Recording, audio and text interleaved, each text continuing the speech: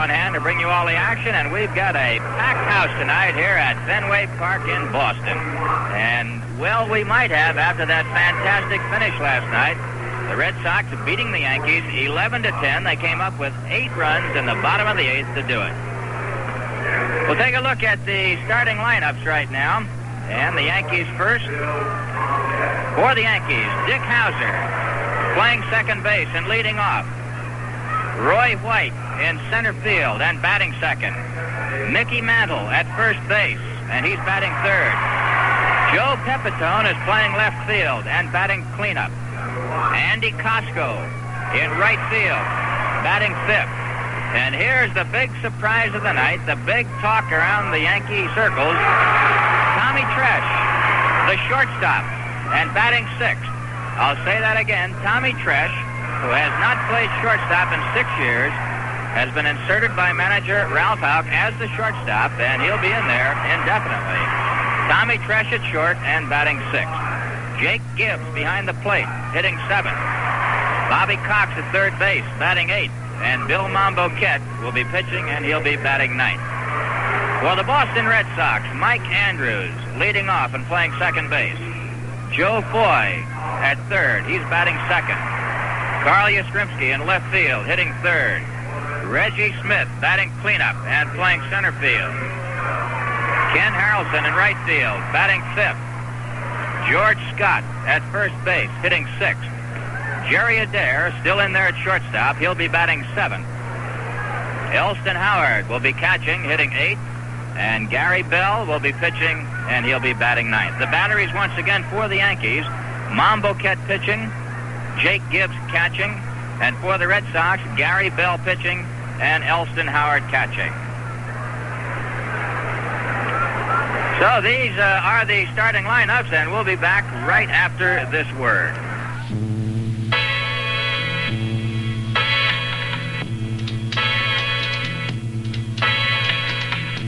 High noon, the hot sun beats down hard.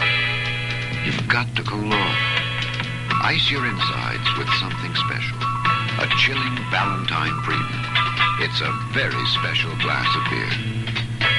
Make a ring, and then another ring, and then another ring, and then you've got 3 rings Valentine. And now it's premium, it's a very special glass of beer. Valentine Premium. Premium ingredients, premium brew, for crisp, light, premium flavor. Something you just don't get from just any beer. Valentine, and now it's premium, it's a very special glass of beer.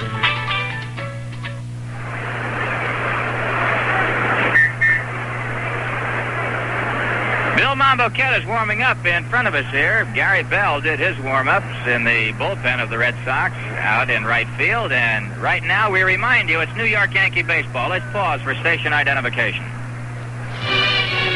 This is Jerry Ducey. Stay tuned tonight following Yankee baseball for my Nightline show here on WGY Schenectady.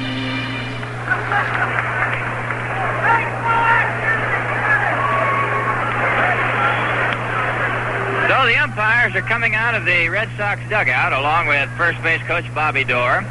The umpires in tonight's ball game behind the plate, rookie Russ Getz. At first base, Hank Soar.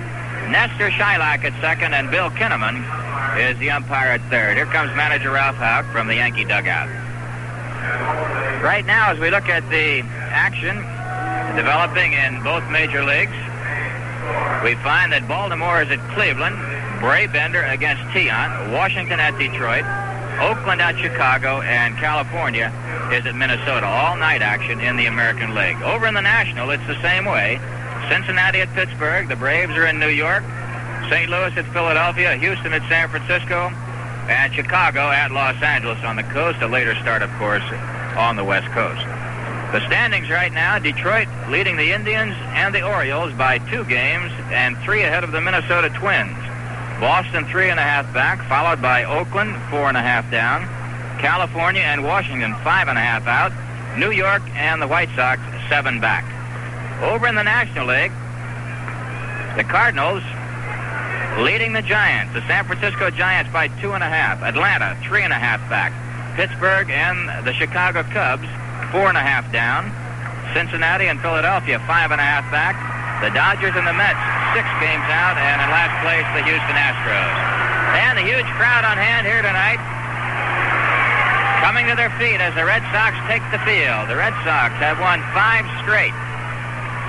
One of the big stories that was carried in all of the newspapers today was the fact that Carl Yastrzemski, the ace of aces for the Red Sox, left the game early last night. But right now,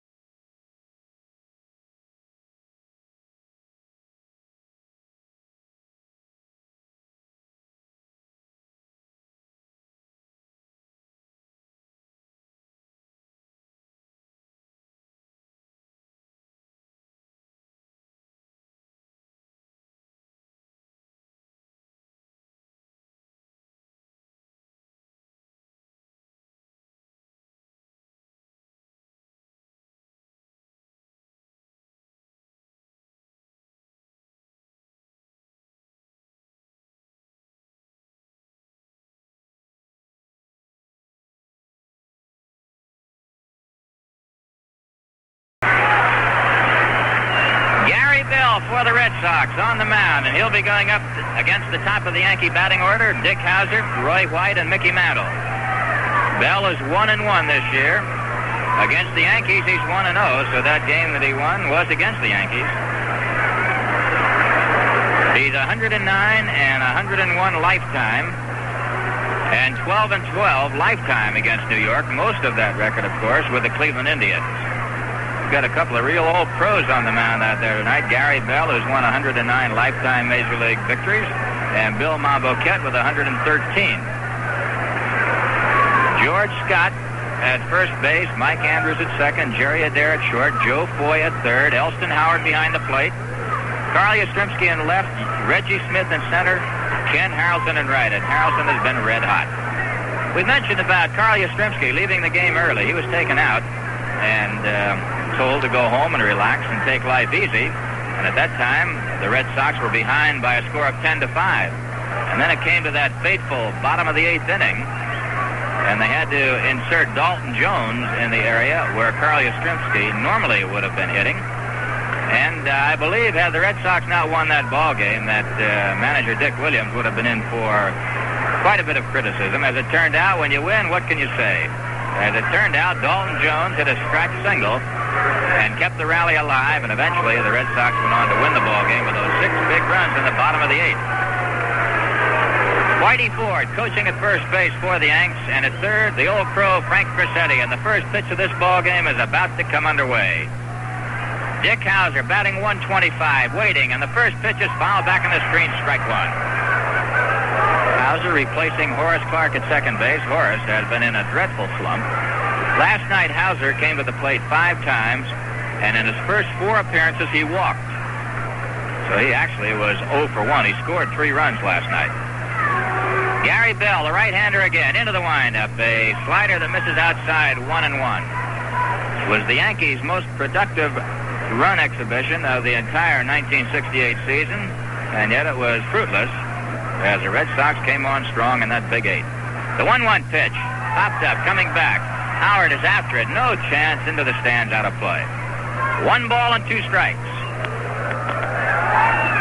Elston Howard, the old pro, he also was taken out of the lineup and was replaced by Gene Oliver. And the catchers last night for the Red Sox, Howard was 2 for 2 and Oliver was 2 for 2. So it was one of those real wild ball games played in the downpour. The 1-2 pitch, Hauser swings and misses, strike 3. One after a low curveball. 1 up and 1 down, and the fans here at Fenway Park, if you want to see a baseball fan, a baseball crowd, just drop by Fenway Park anytime the Yankees are in town, and you'll see them in force. The capacity of Fenway Park is about 33 or 34,000, and we'll have to run very close to that this evening. I do not see a vacant seat. They're selling standing room. Here's Roy White stepping in there, the hottest Yankee hitter, takes ball one. White in the top 10 in the American League, batting at 306. In fact, Roy right now is 6th in the American League in batting. There's a high fly ball into short right field. Moving over and after it is Ken Harrelson. He's got it all the way and makes the play for the second out. And you can hear, I'm sure, the fans in the background here, they're roaring their approval on just about everything. And now here comes Mickey stepping in.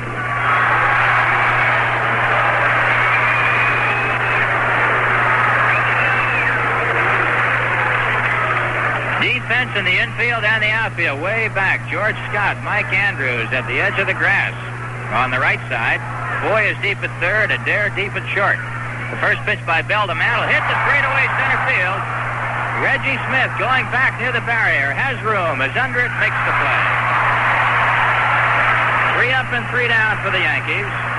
And the score after a half inning of play, the Yankees nothing and the Red Sox coming to bat. Hi, fans. I want you to meet a friend of mine, the Whiteout girl. You know, I've been expecting you. Of course. You always find me where the men are. Tell me something, then. Are there any rules in baseball you'd like to see changed? I think we ought to change the 7th inning stretch. How do you mean? Instead of stretching, everyone lights up a white owl. A white owl's more relaxing, soothing. The tobacco does it. It's aged slowly, mellowed longer. But the 7th inning stretch is a tradition. So are white owl cigars. You see them everywhere. The stands are filled with them today. Just look around at all the Rangers, Invincibles, and New Yorkers. They're everywhere. The 7th inning white owl. I think I'll write the commissioner about it today. Just think. All those men at the same time finding out you get a lot more from a white owl than just smoke.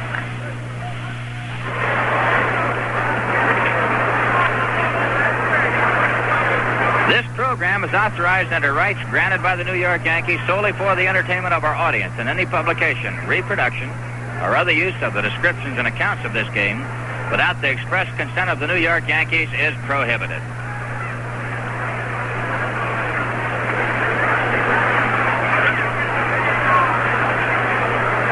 Taking a look at the top of the batting order for the Boston Red Sox, it'll be second baseman Mike Andrews, the third baseman Joe Foy, and Carl Yastrzemski.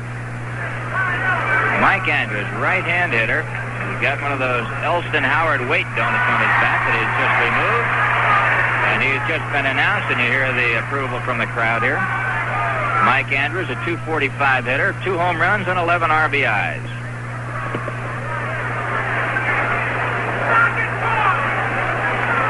Mike Andrews, long and lean.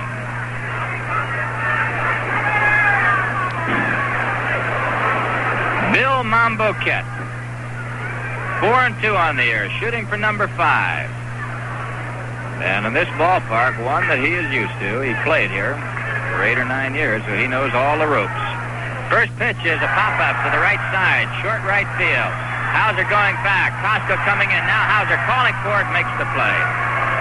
Dick Hauser circled the ball a little bit, not quite sure where it was, and then when he looked up again and picked it up, managed to get under it.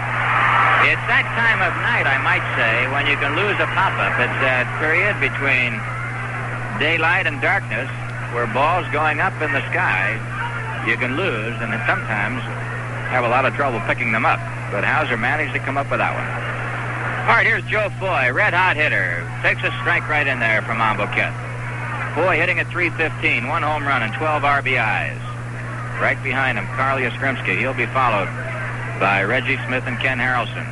There's a swing and a miss by Foy. Strike 2 as Mambo goes for that outside corner. Joe Foy and Carl Yastrzemski, since May the 2nd, batting right at .400, both of them red-hot.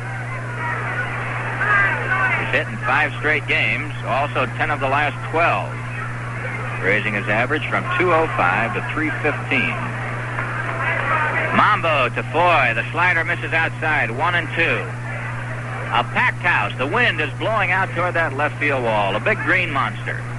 315 feet down the line and goes straight across and about 35 feet high. Above it, a big net to catch all the balls that drop in there. Here's the 1-2 pitch, and Foy takes this one outside for 2-2. Last night, the Red Sox used 4 pitchers and won the ball game 11-10. Yankees had 4 of them in there and couldn't quite hang on to it. It was a tough loss for the Yankees and a great win for the Red Sox. Here's a 2-2 pitch. Foy swings and misses, strike 3. And Mambo Kid slipped a fastball right by him. Now Carl Yastrzemski coming on.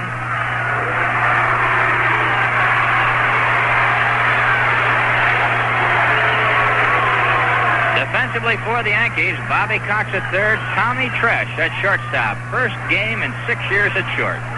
Dick Hauser at second, Mickey Mantle at first, Gibbs behind the plate. Pepe in left, White in center, Costco in right. And here is Carl Yastrzemski, batting .318. Takes a curve low and inside, ball 1. Carl with 4 home runs and 12 RBIs. Yastrzemski right now, third in the American League batting race behind Alvis and Frank Howard. And how about that Frank Howard? Yastrzemski takes strike 1. It's 1-1. Frank Howard with 14 home runs leads both major leagues. Tied the American League record with 7 homers in 4 games. Got 2 of them last night off Sam McDowell to win for the Senators over the Indians 4-1. The 1-1 pitch now to Yastrzemski. Backs him off the plate. 2 balls and a strike.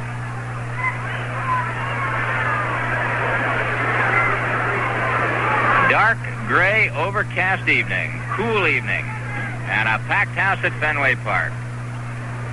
These people have got the fever. After last year, they'll believe anything. And after last night, they really believe it. The 2-1 pitch. Yastrzemski takes it for strike 2. Yaz, as they call him. Y-A-Z. He wrote a book along with Al Hirschberg. Quite a book. Goes into a lot of his family life when he was a youngster and how he developed into a ball player. 2 balls, 2 strikes, 2 outs, nobody on. Bottom of the first, no score. Mambo delivers. Yastrzemski takes strike 3, and he's got a word to Russ Getz on that one. Throws the bat. He's upset. So it's 3 up and 3 down for the Sox, and the score after 1. Yankees nothing, Boston nothing. Atlantic keeps your car on the go. Atlantic keeps your car on the go. Go, the day is warm and it's bright. Go, the drive makes everything right. When you go, follow the Imperial Road. No matter where you drive, you're always on the Imperial Road when you go with Atlantic Imperial gasoline. Atlantic Imperial helps keep your car running the way it ought to run, all the way. Atlantic keeps your car on the go. On the go. Let Atlantic Imperial gasoline put you on the Imperial Road and keep you there.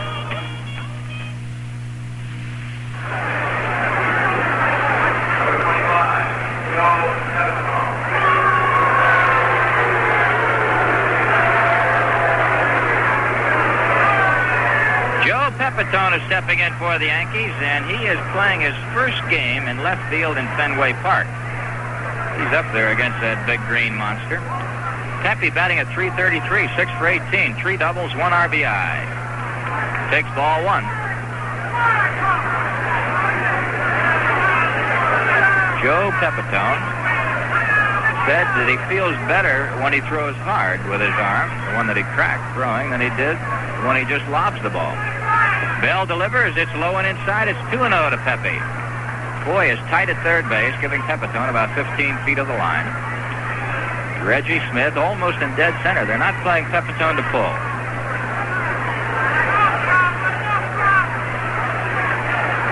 into the windup. The 2-ball pitch on the ground to Andrews at second. On the third hop, he has it over to Scott. One away. So Gary Bell has retired the first 4 Yankers that he's faced. Hauser, White, Mantle, and Pepitone. And now it's Andy Costco coming on. Costco hitting at 294. 4 home runs, 14 RBIs. Just about every time Andy gets a base hit, he drives in a run. Andy is 9th in the American League, tied with Davy Johnson and Ed Stroud. Johnson of the Orioles and Stroud of the Seminoles. The first pitch to Costco is a curve outside, ball 1. 1 out, nobody on. Bottom of the second, no score in the ball game. Second game of the 4-game set. Last night, it was the Red Sox 11 and the Yankees 10. Gary Bell, in his 11th year in the Major Leagues and in the American League. There's a swing and a miss by Costco. It's 1-1.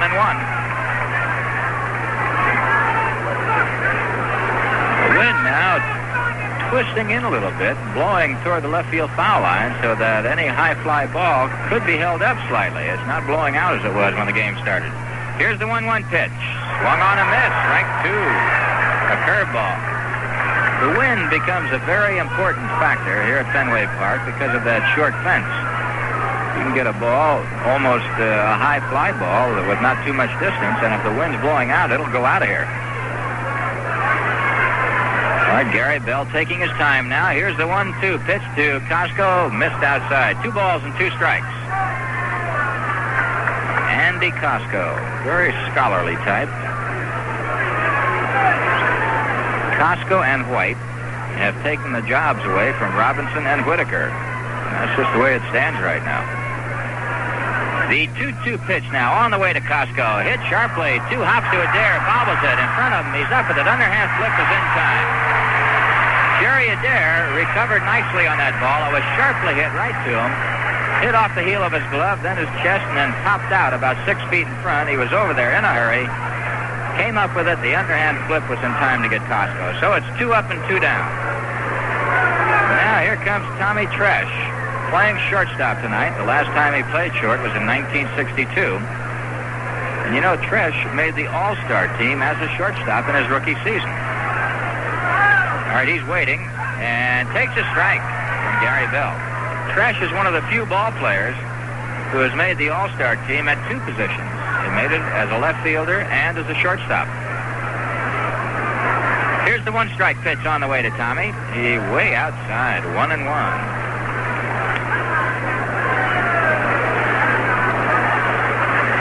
Tommy Tresh was a fine shortstop. He won the job from Phil Lind. If you recall, Tony Kubek at the time was in the service. Here's the 1-1 delivery, and it's just outside. 2 balls and 1 strike. But then when Kubek came back at the end of the 1962 season, that was the year that the Yankees won the pennant, Kubek took over shortstop, and then Tresh went to the outfield. Here's the 2-1 delivery. Strike 2 call, 2-2. Many of you may forget also that Tommy played all of his minor league career in the infield, and 99% of it at shortstop, a little third base mixed in from time to time. So shortstop is not an unfamiliar position to him. The 2-2 pitch to Tommy, hit on the fist to short right, moving in and under it is Harrelson. He's got it. 3 up and 3 down, and the score after an inning and a half, it's the Yankees nothing and the Red Sox nothing. Here she is, the ladybird of the cigar world, the White Owl girl. There's so many White Owl men up here. See that pitcher warming up? Nerves a piano wire. He's my choice to win the big game. He smokes White Owl Rangers, the tall, slim one. Fits his image. See that short, fat guy in the bleachers? The one with the Beethoven sweatshirt, blowing the bugle? Yeah. What if he smoked the White Owl Ranger? Well, at least he would stop blowing the bugle. Remember the day you quit playing baseball? Yeah, I remember. The manager was so happy he handed out White Owl New Yorkers to everybody. Naturally. It's the big cigar for the big moment. Big moment, huh? Say, last year, a 20-game pitcher I know ran out of White Owl Invincibles. The cigar that makes you feel that way. How awful. That was the day he got knocked out in the first inning. Could it be that... You're right, Joe. you know you get a lot more from White Owl than just smoke.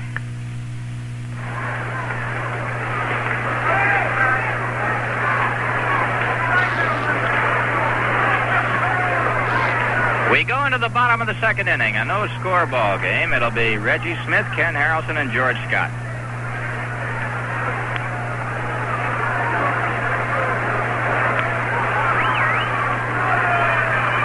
Reggie Smith, switch hitting cleanup batter for the Red Sox, doing most of his hitting from the left side. He got the big double that knocked Urbanek out of the box and set up the squeeze play that actually and eventually won the game for the Red Sox. Reggie Smith, batting from the left side. Smith hitting at .257. 1 home run and 14 RBIs. Facing Bill Mamboquette, bottom of the second and no score. Bill's first pitch to Smith is high for ball 1. On the scoreboard, one game just getting underway. Baltimore and Cleveland are scoreless.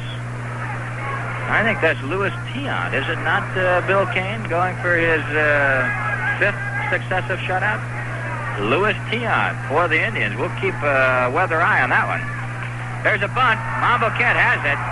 Flips over to Mantle in time, and Reggie Smith, who can run, got the ball too close to the mound. Mamboquette picked it off. Play going 1-3. Pitcher to first. Now here's Ken Harrelson, who's become a big favorite here in Fenway. Batting at .282, 5 home runs and 16 RBIs.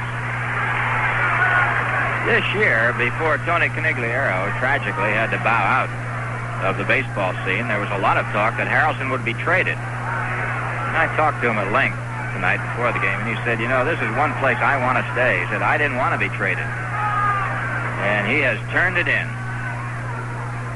Ken takes a curve outside ball 1. Bobby Doerr, the first base coach for the Red Sox, said that if you leave Harrelson alone, he thinks he'll get 30 home runs out of him. He said he's a better hitter. He works harder than anybody on the ball club to improve himself. And this is not the Ken Harrelson that we know. So he has turned a page. Here's the 1-0 pitch. It's in there, strike 1, 1-1. Eddie Popowski is coaching at third for Boston. Now that wind is blowing just right for Ken Harrelson, if he can get one up in the air. Shading across the field from right to left. Here's the 1-1 pitch. It's on the corner, strike 2, and Mamboquette right now has really been hitting those corners. Harrelson with a little conversation with Russ Getz, the rookie umpire behind the plate, about that last call.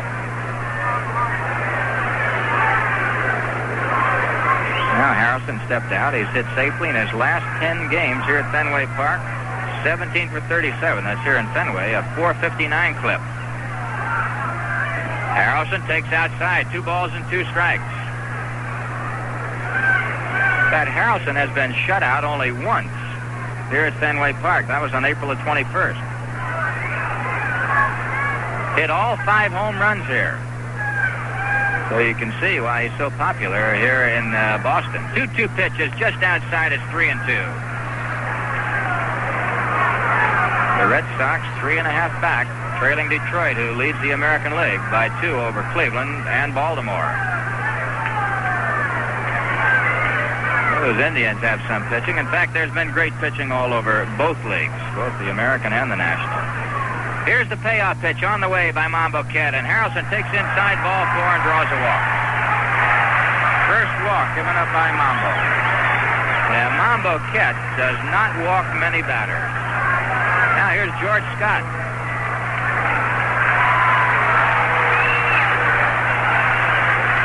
George Scott, powerful hitting first baseman, although he's been in somewhat of an early season slump. Right now he's batting at .151.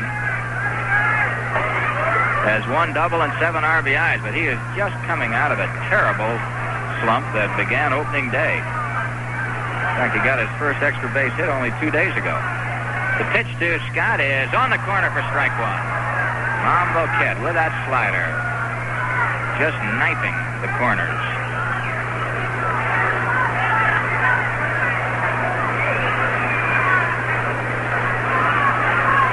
All right, Scott waiting as Mambo sets. checks Harrelson. The pitch to George is inside. Almost hit him. 1-1. This Scott is a big guy. They call him the boomer because he booms them out. He can pop them into any part of this ballpark. Right field, left field, center field.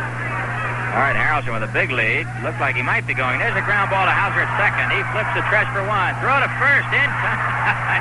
And you never saw a harder throw by a shortstop that Tommy Tresh fired to Mattel. That play went 4-6-3. That Tresh really turned it over, and what a bullet he threw. 3 up and 3 down. And the score after 2, Boston nothing and the Yankees nothing.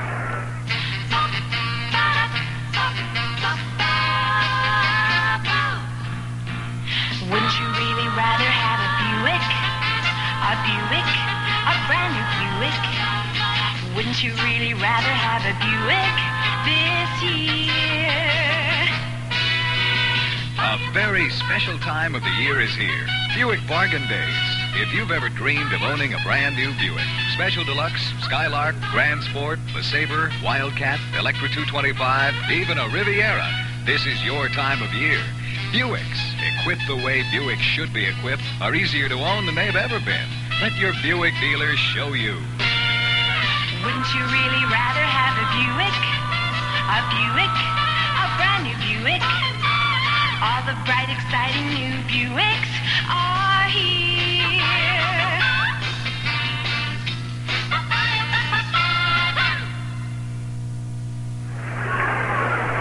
We're all set to go as Jake Gibbs will come on for the Yankees, but before he does, it's New York Yankee baseball. Let's pause for station identification. Tonight, following Yankee baseball, join me, Jerry Ducey, on my telephone talk show Nightline here on WGY Schenectady.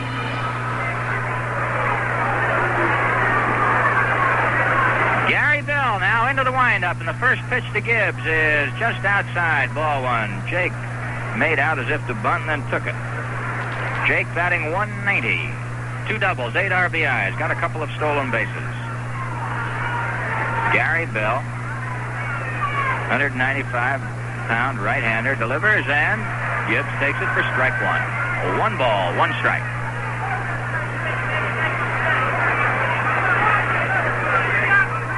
Gibbs and Fernandez share the catching honors. Here's the 1-1 pitch to Jake. Fouled off left side, out of play, strike 2. But because of the imbalance of left-hand pitching and right-hand pitching, Gibbs does most of the catching because most of the pitchers in the major leagues, at least the starters, are right-handers. And therefore, Frank Fernandez, who had himself a big grand slam home run last night, gets to play only against left-hand pitching, and that isn't too often as it's turned out so far this year. All right, Gary Bell into the windup. The next one to Jake. Sliced foul down the left field side past Frank Frasetti.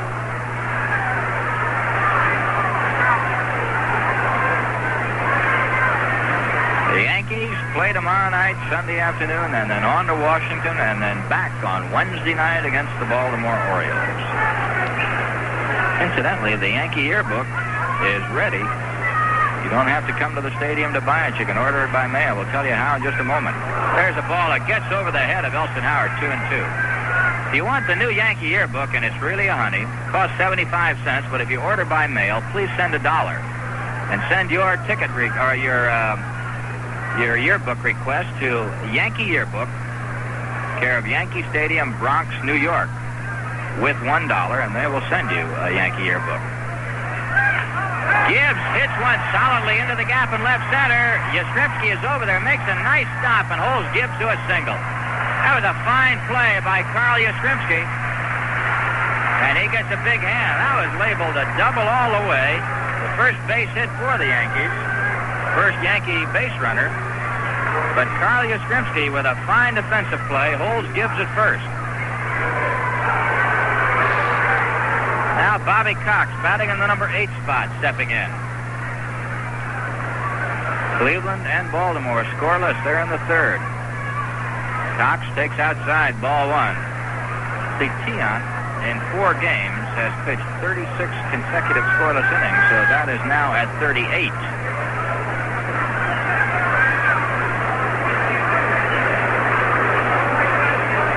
Now Gary Bell is crouching behind the mound out there with his back to us. I don't know what he's doing. Must be working on his glove. I guess he was. Seems to be okay now. Gibbs on at first base. Nobody out. No score in the game. Top of the third. Red Sox infield. Double play depth. Bobby Cox the hitter. There goes Gibbs on the hit and run. Swung on a miss. Throw to second. Not in time, and Gibbs steals it. And for Jake, that's number 3. I believe that's the 4th consecutive stolen base the Yankees have had off Elston Howard.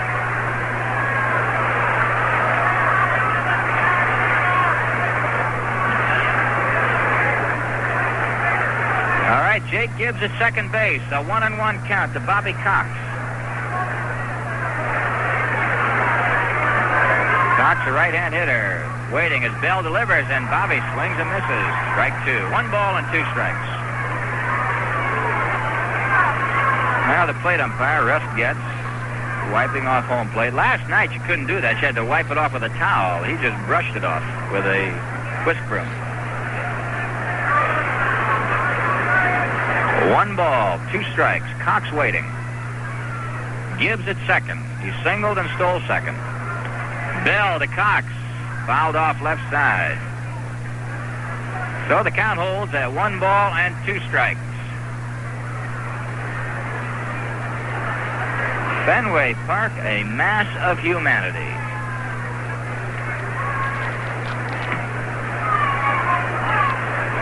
You cannot see a vacant seat any place in this ballpark. All right, now Gary Bell getting the sign, sets, delivers. There's a check swing, fly ball into short right center, drops. And Gibbs has to hold up. He just moves over to third and stands there. That was a check swing. The ball hit the bat and just lazily flopped into short right center for a base hit for Bobby Cox. Cox was batting at 194. Now it's a base hit for Cox. The Yankees have runners at first and third with nobody out, and here's Bill Mambo Kett. Mambo is 2 for 13 with an RBI, hitting at 154. Second base hit off Gary Bell.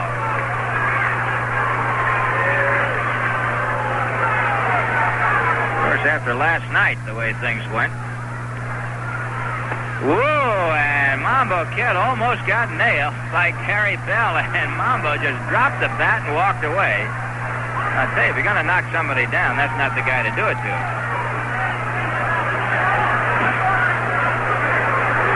Ball 1 is the count. Gary Bell almost tattooed Mambo Kett's Adam's apple. So we'll have to see how this develops. I think the ball just got away from Bell. He thought that Mambo might be bunting or something. There's a swing and a miss by Mambo, 1-1, and you could tell the way Mambo Kett went after that ball. He's just mad. See, Gary Bell will be the third hitter coming up in the bottom of the third. There's no score in this ball game. The Yankees are threatening here in the top of the third. Runners at first and third.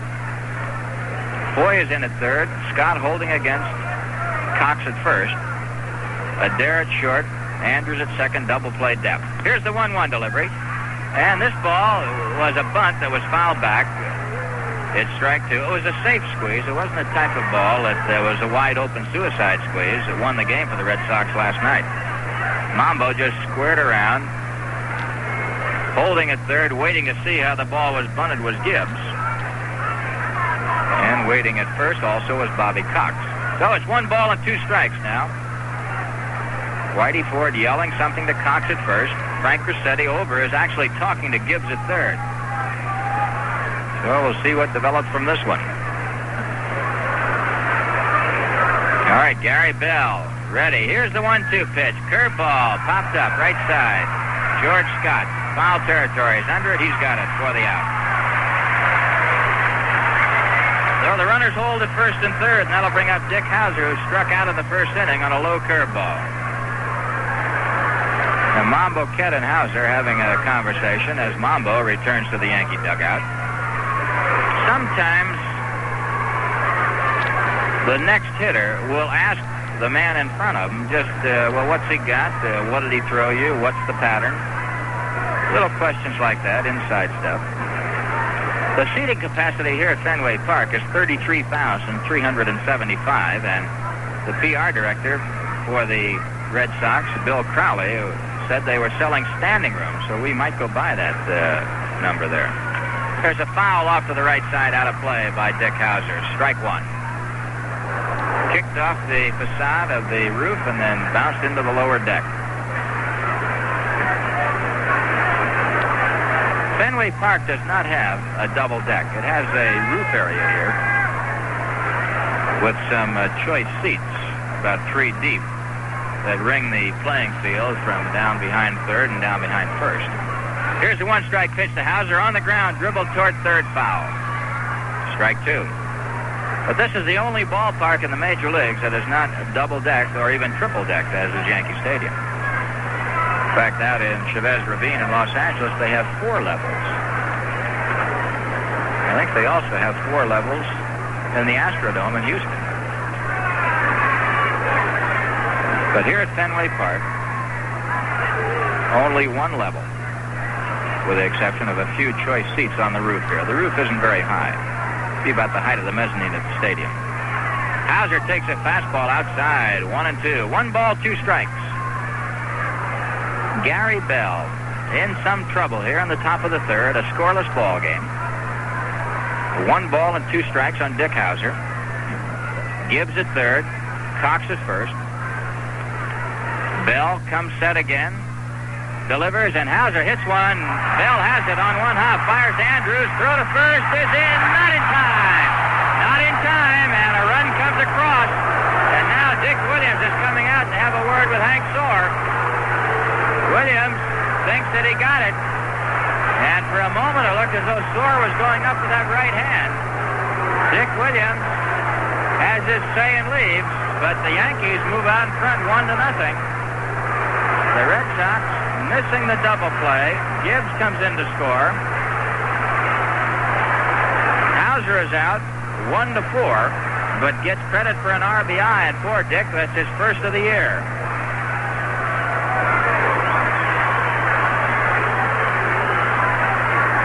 Bobby Cox forced at second. Hauser on at first base right now. Gibbs coming in to score. The Yankees lead, and here is Roy White, who takes a fastball for a strike. 2 down. Yankees coming up with a run on the top of the third to move out in front 1-0.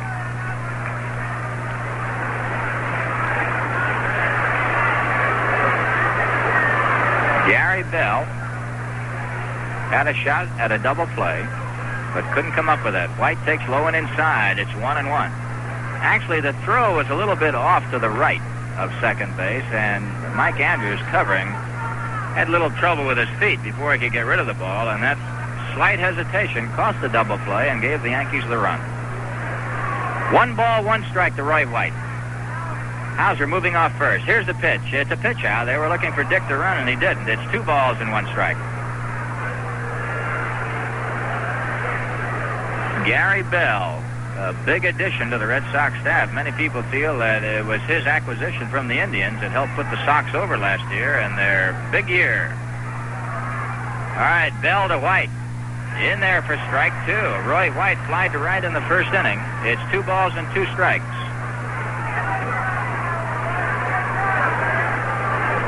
Gary Bell was 13-13 last year, splitting the season between Cleveland and the Red Sox, and so far this year he's 1-1. 2 balls and 2 strikes. Roy White chokes up a little bit more from the left side than he does from the right, waiting as Gary Bell throws to first and Hauser is back. 2 balls and 2 strikes. Roy White chokes up a little bit more from the left side than he does from the right, waiting as Gary Bell throws to first and Hauser is back. And a cool evening. In the cool of the evening. A good song for tonight. There goes Hauser. White takes it. The throw to second is in time. They've got him. A headlong dive did not work out as Hauser is nailed by Elston Howard. The play going 2-6. And the Yankees are out of there here in the third. They got 1 run on 2 base hits. Nobody left. And the score after 2.5. The Yankees won, the Red Sox nothing. You know, weekends can turn into the busiest time of the week. That's the time you shop and do necessary household chores, But let's face it, weekend should be a time for the whole family to be together, a time to relax and enjoy yourself. This weekend, for example, why not load the family into the car and take off on an Atlantic Weekender tour to one of the interesting destinations in Atlantic's free Weekender tour guides. In case you're not familiar with the tour guides, let me tell you about them. They're more than just trips. These one-day and weekend planned tours to nearby exciting and unusual locations not only tell you how to get there, but they point out what to see on the way and what to do once you arrive. These Weekender tour guides are free, of course. Just stop in at any Atlantic station and ask for one. And while you're there, fill up with Atlantic Imperial, the gasoline that cleans the throttle plate area of your carburetor as you drive and keeps it clean. You'll find the going's great when you travel the Imperial Road with Atlantic Imperial, the clean carburetor gasoline.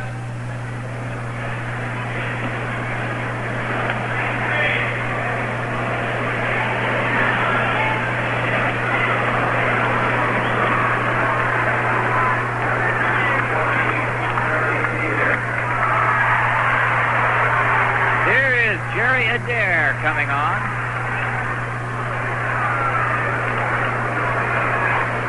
Jerry Adair playing shortstop for Petrocelli. Adair batting at .278. Hits the first pitch into center field for a base hit. Of course, the word is out that Petrocelli is tired and needs a rest, but I think there may be more to it than that. Petrocelli was not hitting well.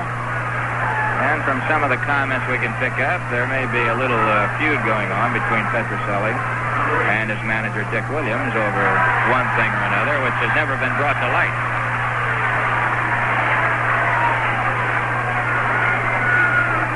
Elston Howard stepping in now with Adair at first base. Ellie, a .286 hitter, takes strike one. That was the first base hit off Mambo.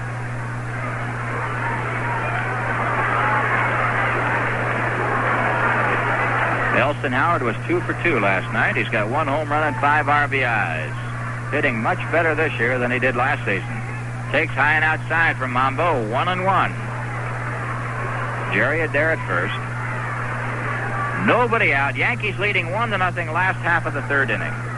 We'll be on with all the scores right after this half inning to bring you up to date on what's going on in the major leagues in both the American and the National. Mambo comes set. Here's the pitch to Howard. It's in there, strike 2. Got the corner, and Ellie with a slight conversation to Russ Getz. See, Howard, Mambo, Kett, Yastrzemski have all had a few choice words with Russ Getz, the rookie umpire behind the plate thus far tonight. Sometimes it happens that way. All right, Elston waiting. Mambo sets. Here's the 1-2 pitch, and Howard takes outside, 2-2.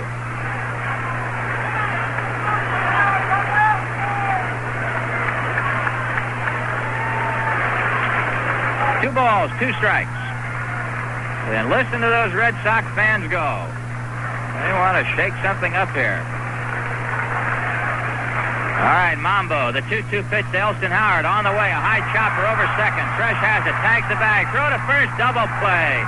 And Tommy Tresh is playing shortstop like a veteran and like he's never been away. And you must remember, it's the first time that Tresh has been at short in 6 years. The last time was 1962. A double play that went 6-6-3. Erases Jerry Adair and Elston Howard. And now here is Gary Bell. 2 outs, nobody on. Mambo Kett will be going into his windup. Gibbs with the sign. Into the windup. The pitch is a curve that's in there to Gary Bell for a strike. Big overhand curve dropped right in there. Bell took it all away. 2 outs, nobody on. Mambo ready again. Fastball is on the corner. No balls, 2 strikes. You can hear somebody down there said, "Hey, you Yankee lover," yelling at the umpire. These Red Sox fans take their baseball seriously. Fastball misses outside, 1-2. You know, if you could just run around a baseball field and tape some of the comments from these rabid baseball fans, you could put it in a book and make $1 million. The 1-2 pitch foul back by Bell. 1 ball, 2 strikes, 2 outs, nobody on. The Boston Red Sox, with that finish last night and that victory, they've packed this park tonight. Standing room only. It was sold long before the game started.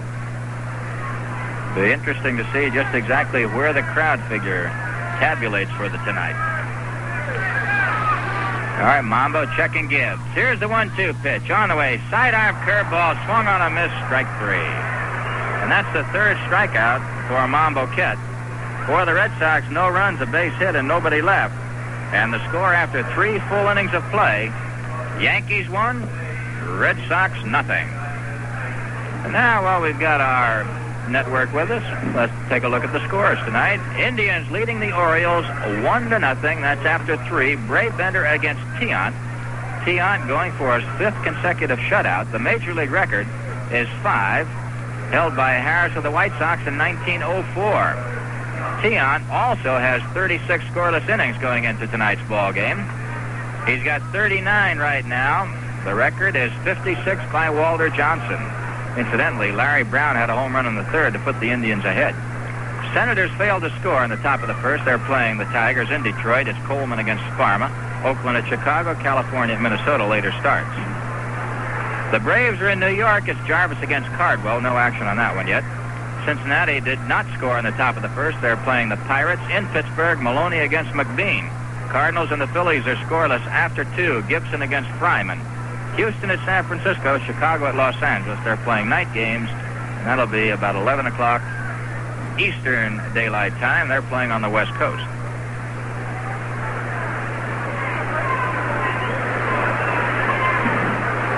Roy White is coming on right now in the top of the 4th inning. The Yankees are leading 1-0.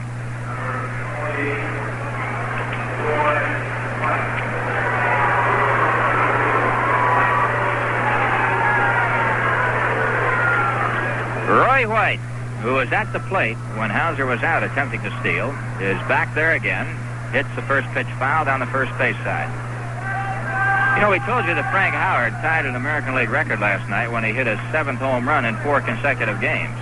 The record for home runs in 5 consecutive games is also 7, held by Babe Ruth, Vic Wertz, and Jim Bottomley. So if Howard hits a home run tonight, he'll set a new Major League record for 5 games. There's a drive, right center, drops in, base hit as White is on. So Roy White continues his red-hot hitting. He came into the game at 3:06, gets a lead-off single. And Roy White, the Yankees' best base stealer, has 8 of them, is on at first with nobody out. Yankees leading 1-0, and here comes Mickey, who flied to center in the 1st. Gary Bell, who is 13-13 on his overall record last year between Cleveland and the Red Sox, was 12-8 for Boston. All right, Bell delivers. There's a high pop, left side, short field. Moving in is Yastrzemski, is under it, makes the side.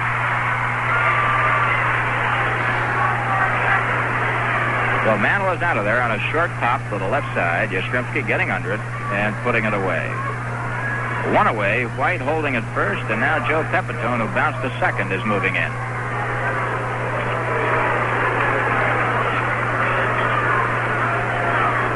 Well, the Orioles failed to score in the 4th, so that is 40 straight consecutive scoreless innings for Louis Tiant.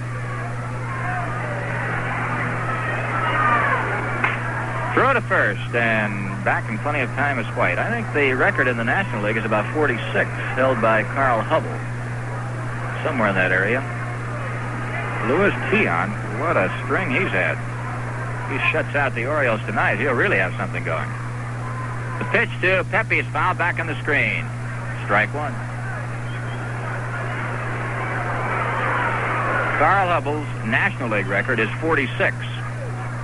That means that if Tiant shuts out the Orioles tonight, he'll be 1 behind Hubble's National League record and 11 behind the American League record held by Walter Johnson. All right, moving off first is Roy White. The pitch out goes astray as White holds on. It's 1-1. Elston Howard is at a disadvantage now because Pepitone, the left-hand batter, blocks Howard out when White gets started. In other words, Pepitone is right in Howard's view with White on at first base.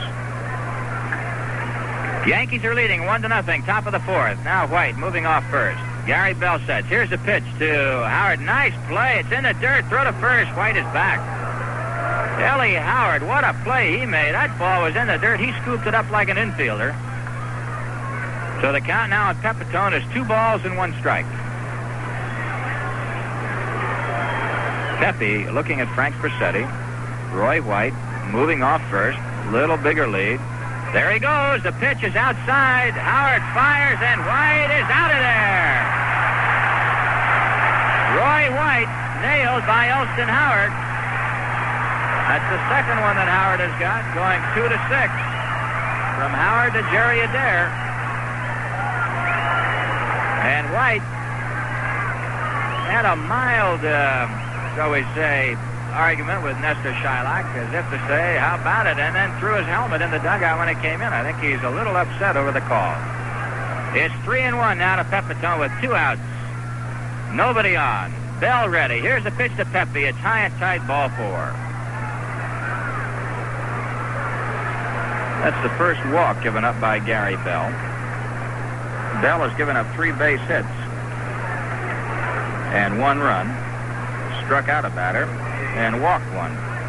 Now Andy Costco, who bounced to short sharply in the second inning, is stepping in. Pepitone at first with 2 outs.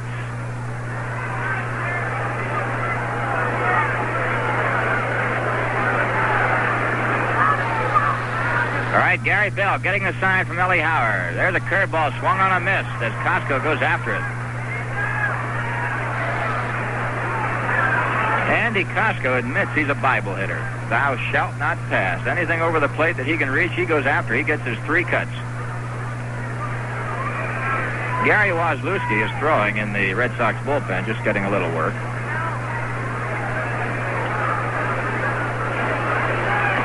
There's a fastball outside to Andy Costco. It'll be Fred Talbot tomorrow night and Gary Wozlewski. So Wozlewski getting some work right now.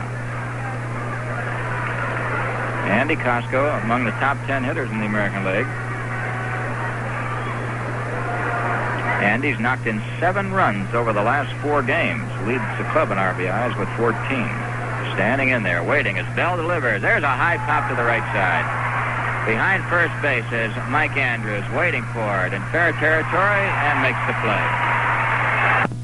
Yankees, no runs, a base hit, 1 left, and the score after 3.5. Yankees 1 and the Red Sox nothing. Would you believe it? Cahoe's Manufacturing Company receives, tickets, and puts on their display floors more famous label fashions every day than the average women's fashion store carries in their entire inventory. It's not at all unusual for Cahoe's Manufacturing Company to add as many as 1,200 to 1,500 new dresses in a single day. Even the most dedicated shopper would find it impossible to complain of lack of selection. In fact, it has been said that if you haven't shopped Cahoe's Manufacturing Company since last week, you don't know what's new in women's fashions. Another thing you'll appreciate is that the huge selection available extends to every size range and not just the more average sizes. If you're hard to fit and hard to please, then you owe it to yourself to shop Cahoe's Manufacturing Company weekly. Cahoe's Manufacturing Company, 43 Mohawk Street, Cahoe's, with plenty of free and easy parking on all 3 sides of the building. Open every day, Monday through Saturday from 9:30 a.m. to 5:30 p.m., Tuesday and Friday nights till 9.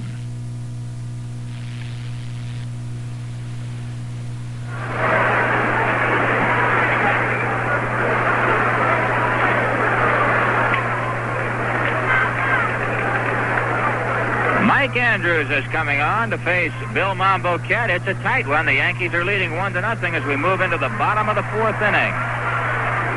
Mambo has given up only 1 base hit. He's been helped by a couple of double plays. Both started by Tommy Tresh. There's a ground ball deep in the hole. Tresh has it, backhands it. Throw is not in time. A tough play by Tommy Tresh just did miss Mike Andrews. That ball deep in the hole. Tresh backhanded it, came up firing. But it was just a little bit too far off, and Andrews beat it out for a scratch hit. That's the second hit. Given up by Mambo. Kettle lead off infield single to Mike Andrews, and here's Joe Foy, who struck out in the first. I have to say right now that if Tommy Tresh continues to play that way, he'll be the All-Star shortstop again in 1968. He's been nothing short of sensational. Then in 2 double plays and almost came up with an outstanding play. Foy takes outside from Mambo. Ball 1.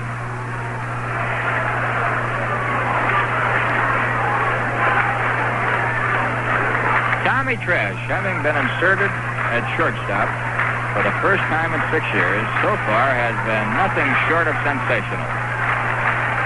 All right, Mambo sets. Here's a pitch to Foy. Swings and misses. 1-1. Mambo has been throwing Foy the slider on the outside part of the plate, and Foy has been moving as if to pull the ball and then realizing at the last instant that the ball is breaking away and then sort of reaching out to slap at it and has been missing. So it's 1-1. Here's Mambo again. There's that same pitch called strike 2. He got him on the corner.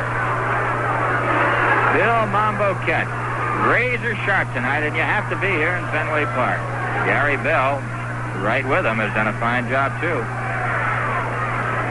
It's a 1-0 game, and the Yankees are leading. Last half of the 4th inning. Andrews with no one out on at first base. Mambo ready once again. Sets, delivers, and Foy started to run after that ball. He was going to hit it to right field, but it was too far outside.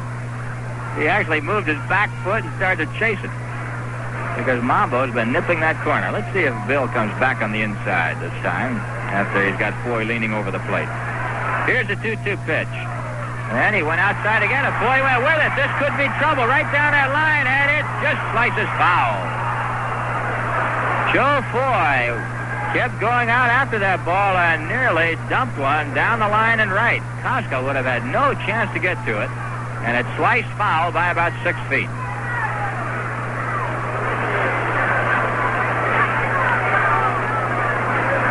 Now Mambo has stepped off the mound and is back on the grass rubbing up the ball. Don't think the strategy isn't going at all times with the hitter and the pitcher. Each guy trying to outwit the other. Will Mambo come back inside? Will he stay outside? That's Joe Foy's problem. Here comes the next one. It's outside and hit the dead center field. Way back there is White. He's under it, makes the play. And going back to first base is Mike Andrews. So Joe Foy got good wood on the ball. He reached for it, but pulled it into center field where White could get to it. One away, and here's Carl Yastrzemski, who struck out on the first.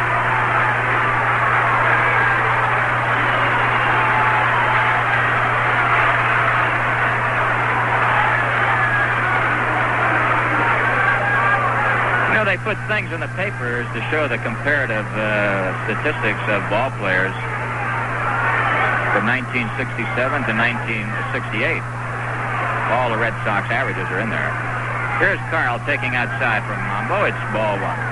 Right now, Yastrzemski is batting at .316. He has 4 home runs and 12 RBIs. And last year, Carl was hitting at .290 with 5 home runs and 17 RBIs. So he's pretty close. All right, Carl waiting. Holds that bat high. Andrews at first. Here's the pitch. And Yastrzemski backs off the plate. It's 2-0. 2 balls, no strikes. Yastrzemski, who was excused in the 6th inning last night. And then in that devastating 8th, when the Red Sox scored 6 times, a lot of eyebrows raised because of the fact that Yastrzemski was not around to bat. But as it turned out, Dalton Jones, who hit in that spot, got a scratch single and kept the rally alive. Okay, now, Mambo, the 2-0 pitch. The curve is right downtown for strike 1. Carl Yastrzemski taking a curveball. In the 5th inning, the Indians lead the Orioles 1-0. In the 1st inning, it's Detroit 2 and the Senators 0. National League, Cincinnati and the Pirates scoreless in the 2nd. Cardinals and the Phillies scoreless in the 3rd. The 2-1 pitch. Yastrzemski hits it sharply to right. It drops for a base hit. Andrews on his way to third. There goes the throw, and Yastrzemski is all the way around and goes to second on the throw.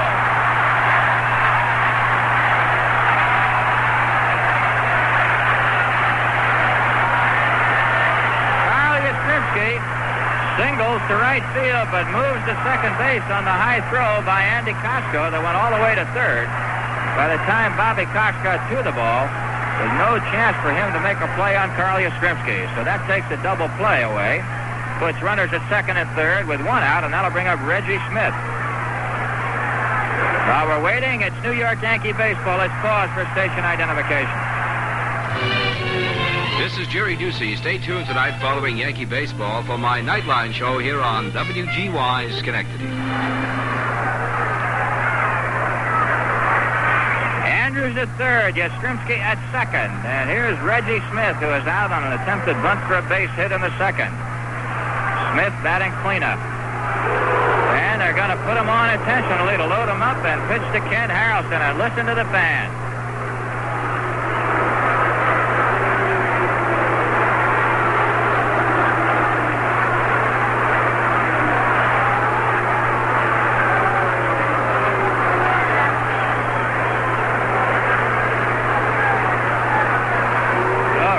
Smith gets an intentional pass. They're loaded up.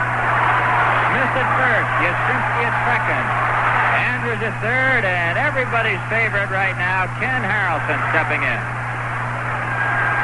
The Hawk.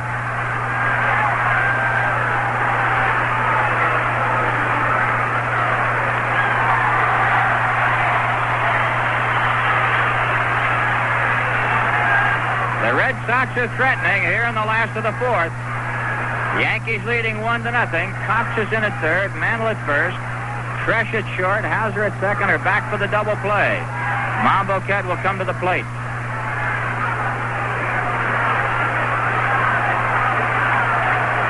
And the fans starting to whoop it up here. One out, bases loaded. Harrelson, the batter. Ken walked in the second. The pitch to Harrelson, hit on the ground. Cox has it. He goes to second to Hauser for one. Throw to first, double play, and the Yankees get out of it. Around the horn, 5, 4, 3. The Yankees get out of it, and the Red Sox, no runs, 2 base hits, 2 left. And the score after 4 full innings of play, Yankees 1, Boston nothing. Driving can become a wonderful new adventure when you go with Atlantic Imperial gasoline and follow the Imperial Road. Atlantic keeps your car on the go. Atlantic keeps your car on the go. Go, you find a sky that is blue. Go, more pleasures waiting for you. Atlantic keeps your car on the go, go, go. Atlantic keeps your car on the go.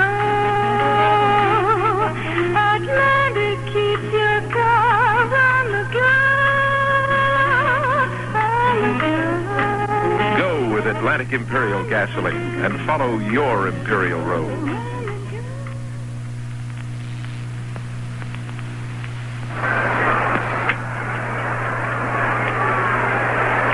Tresh stepping in now. Yankees leading 1-0. It'll be Tresh, Gibbs, and Cox facing Bell. And the first one is an attempted bunt by Tresh that he misses for a strike.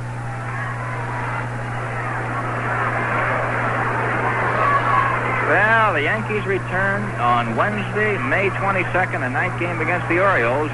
Plenty of places to get the tickets for the big games coming up. Tommy Tresh hits a 2-hopper to George Scott at first, and he makes the play unassisted. You can get tickets at Yankee Stadium or at the Yankees outlet at Grand Central, the 16 Bond clothing stores, the more than 30 Schraft restaurants, the 140 branches of the Chemical Bank New York Trust Company, through your Delwood Dairyman, or at the AAA outlets of North Jersey Automobile Club and Oradell Patterson in Jersey City. One away. Here's Jake Gibbs stepping in. Jake singled and scored the only run of the game in the third.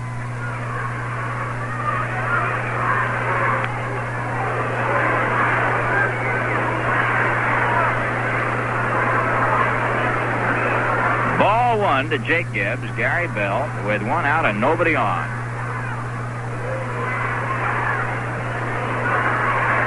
All right, Gary Bell into the windup. Here's a pitch to Gibbs. It's fouled back and hits the shin guard of the plate umpire, Russ Getz.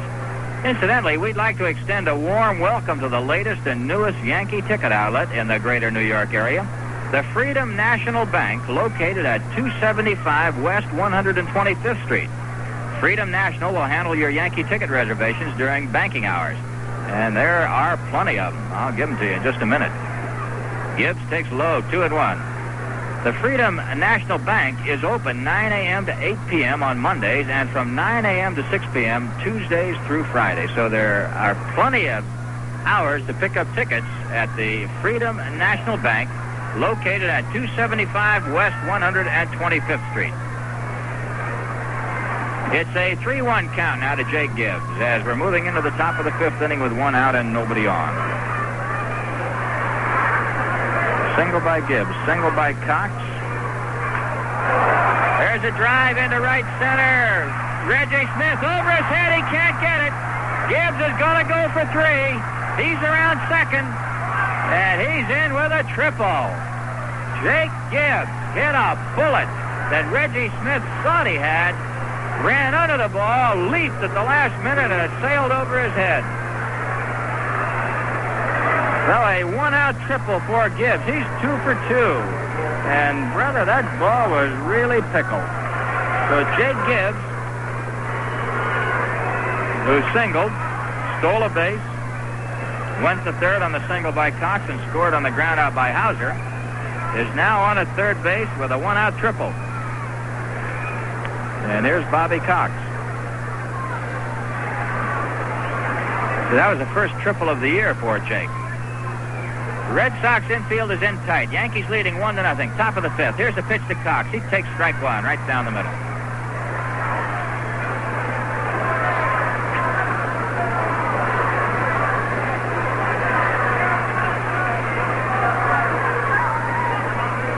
One strike. Cox waiting. Bell into the windup. Here's the pitch on the ground in the hole, base hit, and Bobby Cox drives in Jake Gibbs, and the Yankees lead 2-0. So Bobby Cox is 2 for 2. Single to center, single to left.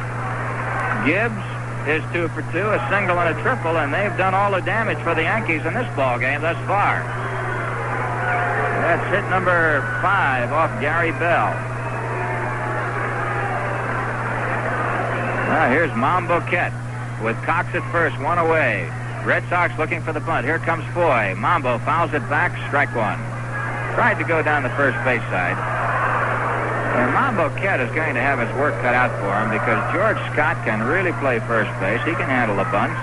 Joe Foy is driving in on him as a pitch is being thrown by Bell. So it'll have to be a perfect bunt by Mambo Boquette if he stays with the bunt. 1 strike now, and Mambo squares and bunts it toward first, and this is going to do the job. Up with it is Bell, fires to Andrews, but down to second base on the sacrifice is Bobby Cox. That play going 1-4. Cox moving to second, and that'll bring up Dick Hauser, who struck out and then tapped back to the pitcher.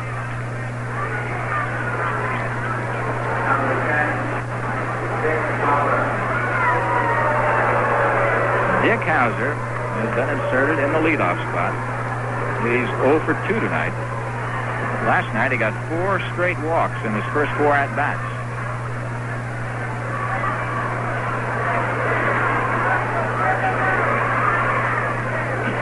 At second base, Bobby Cox, 2 down. A pitch is hit on the ground to the shortstop Adair. He gobbles it up easily. The underhand flip is in time and the side is retired. But the Yankees come up with a run on 2 base hits. The big one, the triple by Gibbs. No errors, 1 man left, and the score after 4.5. The Yankees 2 and the Red Sox nothing. Tipperillo asked the American people what they thought of the world's first menthol cigar. New Tipperillo M with menthol. Pardon me, Punchy. I'd like a great fighter's opinion. How do you think a menthol cigar sounds? A menthol cigar? Oh! Mike Van, how do you think a menthol cigar sounds?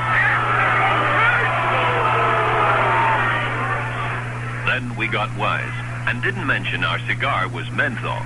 Excuse me, sir. Before you go, would you like to try this new cigar? If it's free, buddy. Here, let me light it for you. You like it? Yeah, I like it. It's great.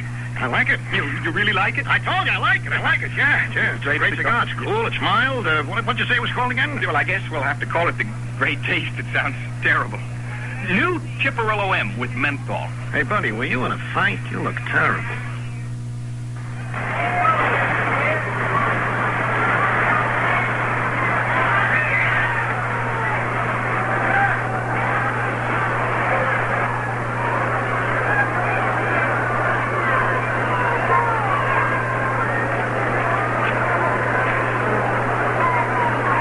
George Scott is coming on to face Bill Mambo Kent as we go into the bottom of the fifth inning. And on the scoreboard, Luis Tion has shut out Baltimore through 5 innings. And that makes it 41 straight. The record, remember, 46 in the National by Carl Hubble, 57 in the American by Walter Johnson. All right, George Scott takes outside. Ball 1 from Bill Mambo Kent. Scotty bounced into a double play. Second, short to first in the second inning. Swings and misses and falls out from under his helmet. He really went after that one. 1-1.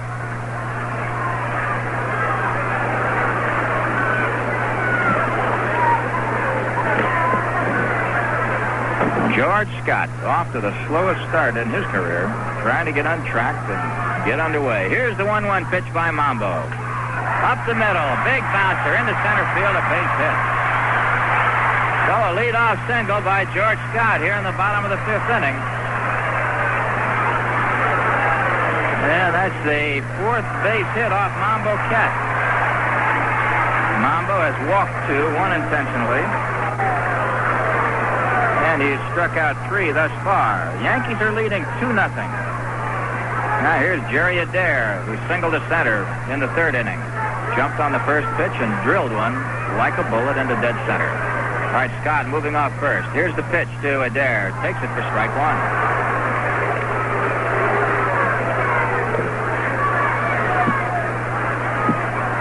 1 strike the count on Jerry Adair.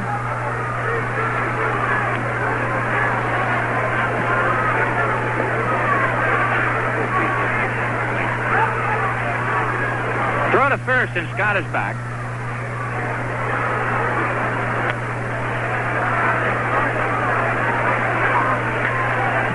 Bill Mambo Kent now checking Jake Gibbs.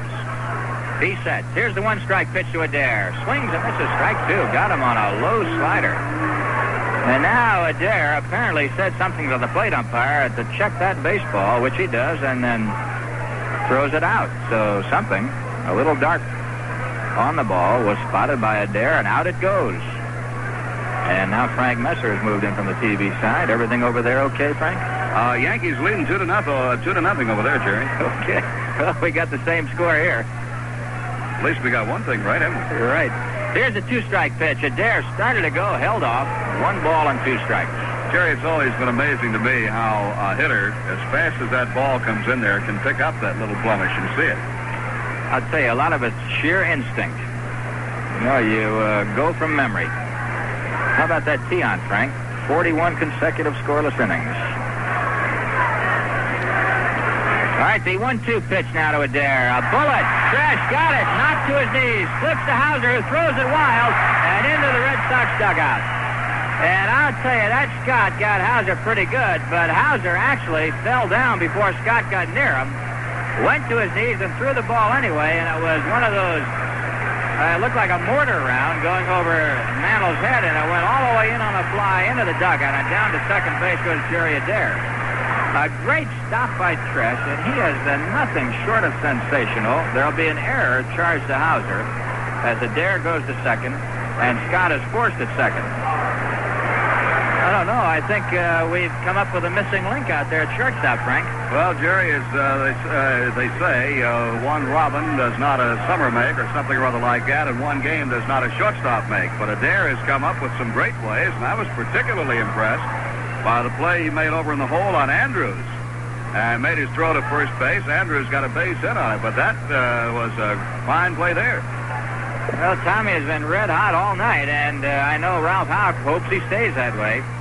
All right, here's Elston Howard moving in, who bounced into a double play and takes outside, ball one. There's one out.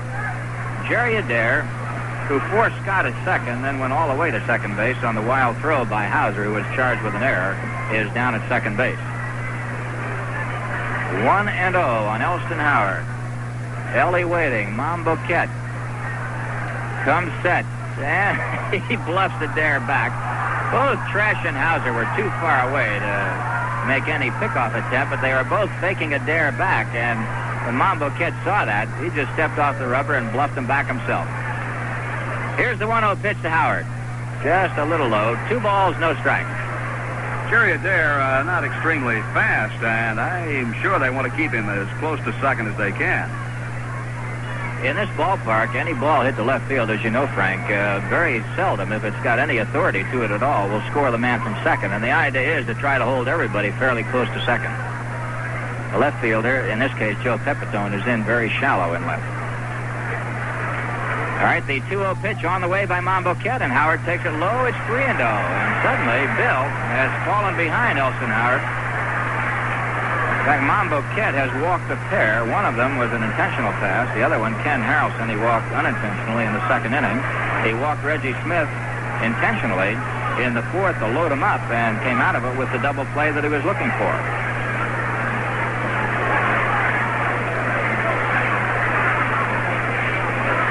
Yankees have 3 double plays so far tonight. Tresh figuring in 2 of them. The other one going around the horn. 5-4-3.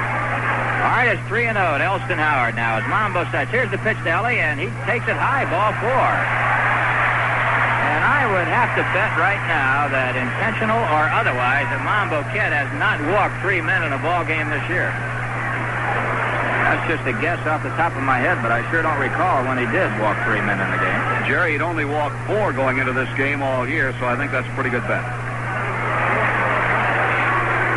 Mambo has never walked more than 1 in a ball game up until this game, and he's walked 3, and yet he appears at times to be extremely sharp. But right now, Gary Bell is stepping in with runners at first and second. 1 out. Yankees leading 2-0. Bottom of the 5th, and Bell squared the bunt and took it outside. Ball 1. That's 5 consecutive balls thrown by Monboquette. 4 to Howard, and this one to Bell.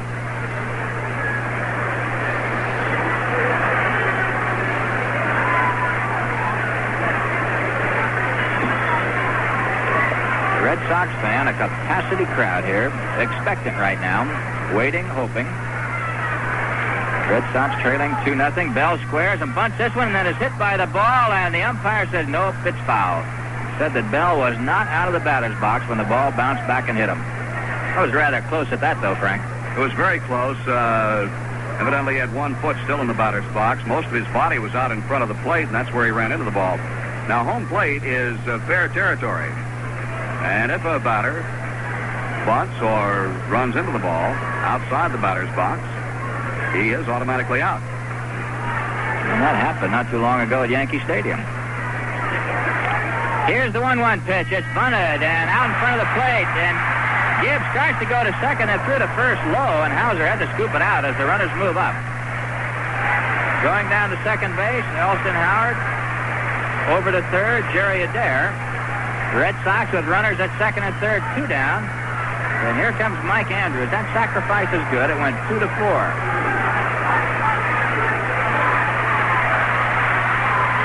So Howard at second, Adair at third, 2 down. And Mike Andrews stepping in. Andrews had an infield single.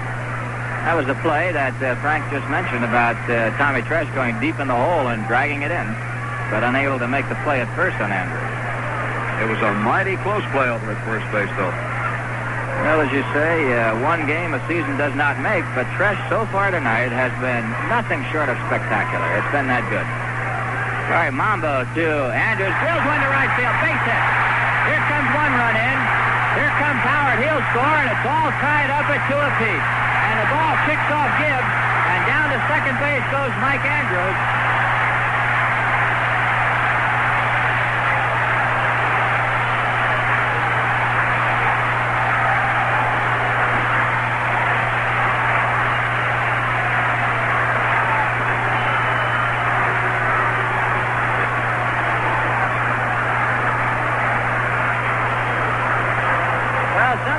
to be charged with an error. We're trying to find out who.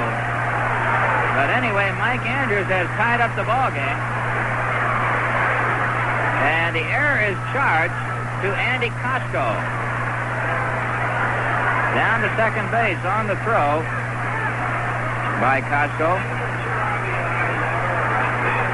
Okay, it's a single, 2 RBIs. Howard and Adair scoring, and this ball game is all tied up. Mike Andrews, a clutch single with 2 outs, is on at second base on the error by Andy Costco, and moving in now with Joe Foy, who struck out and flied to center. It's all tied up at 2 apiece last half of the 5th. We've had some exciting baseball, and again tonight, the same pattern as Mambo hits the corner for strike 1 on Joe Foy. Mambo Kid has been working Foy on that outside corner, and Foy in his last at-bat started to go with him. So let's see what happens. 1 strike on Joe. Joe off to a great start. Came into the game at 3:15. Here's the pitch, and Foy takes it high, 1-1. Mike Andrews, a clutch single, 2 RBIs, his 12th and 13th of the year. And in that leadoff spot, he's right up there with Foy, Yastrzemski, Smith, and Harrelson. Foy has 12, Yastrzemski has 12, Smith has 14, Harrelson 16, and Mike Andrews, who's not considered one of the big power men in this club, has 13. And 2 big ones right here. And now Mambo Kid has stepped completely off the mound, has walked out onto the grass, and is rubbing up the baseball.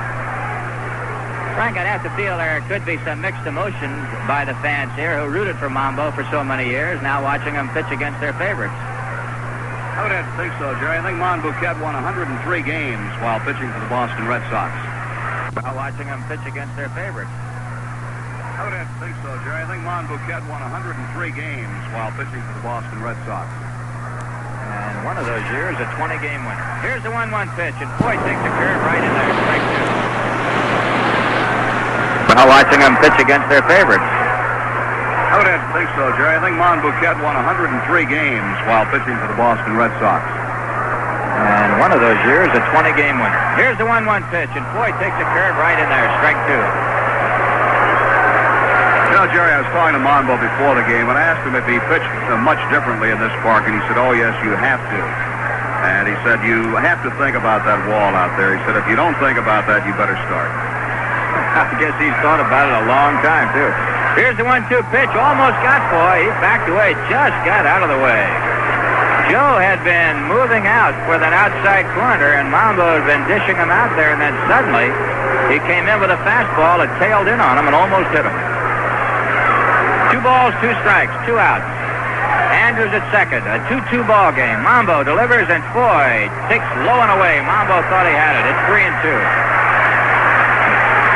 Monbouquet, of course, will want to pitch the right-hand hitters low and away, and he doesn't want them moving in to be able to reach that pitch. So every once in a while, he will rock them back out of there. He's done it twice now to Foy. Keith Frank and Joe Foy is back in there. It's a full count to Joe Foy. Andrews at second, 2 down. Mambo sets again. Here's the payoff pitch. Hit on the ground to second base. Hauser up with it. Flips over to Mantle. It's in time, and the side is retired.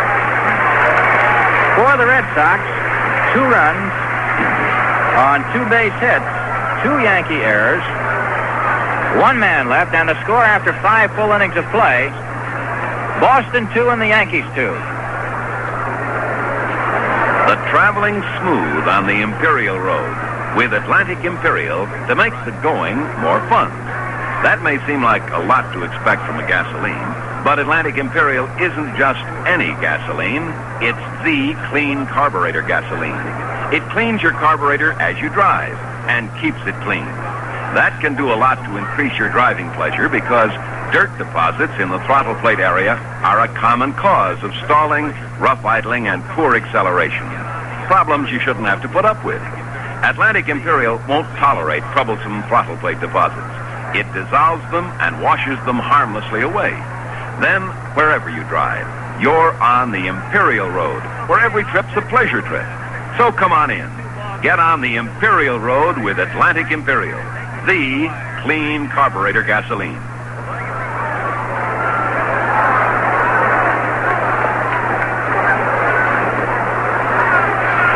Okay, all set to go. We got another tight one. It's a 2-2 ball game. We move into the sixth, and now here is Frank Messer to take you down to the wire. And Frank, hang on to your hat. Well, thank you very much, Jerry Coleman, and you take care of things over on the TV side now. A little battle is broken out in the stands down in left field, and that's not why the ball game was delayed for a moment. They've delayed it while the grounds crew finished cleaning up the infield. Roy White leads off the top half of the sixth inning for the Yankees. White is 1 for 2 in this game. Swings from the first pitch, ground ball to the shortstop. Adair has it, makes his throw in time. So Roy White, first ball hitting, grounds out to short. Fans here getting sort of a double feature. Close ball game and a little uprising down in left field stands. Mickey Mantle pushes the bunt toward the right side. Up with it is Andrews. Throws not in time. Mickey beats it out for a base hit. Mickey Mantle dragging a bunt past the mound to the right side of the diamond. Andrews charged the ball well, made an across-the-body throw to Scott, but Mickey beat it out for a base hit.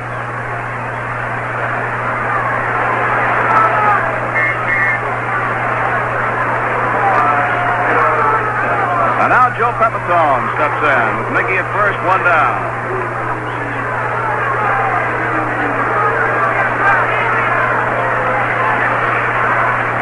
Yankees have base hit number 6 off Gary Bell. Well, they're still going at it down there in left field. Here's the pitch to Pepitone. Foul ball coming back, and it is over the roof. And now on New York Yankee baseball, let's pause for station identification. Tonight, following Yankee baseball, join me, Jerry Ducey, on my telephone talk show Nightline here on WGY Schenectady.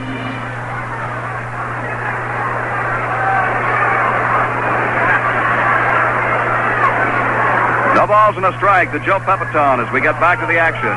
Bell throws, changes up high.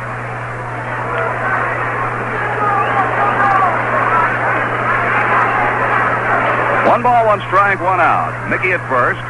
George Scott holding against the base runner. Bell short stretch, fires. Low. Nice pickup in the dirt by Howard. 2 balls, 1 strike.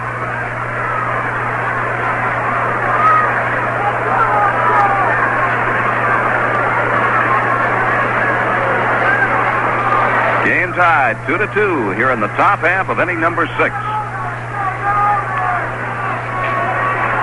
Mantle leads at first. The pitch is past Howard, bouncing in the dirt and all the way back to the screen. And Mickey trots down to second on a wild pitch charged to Gary Bell.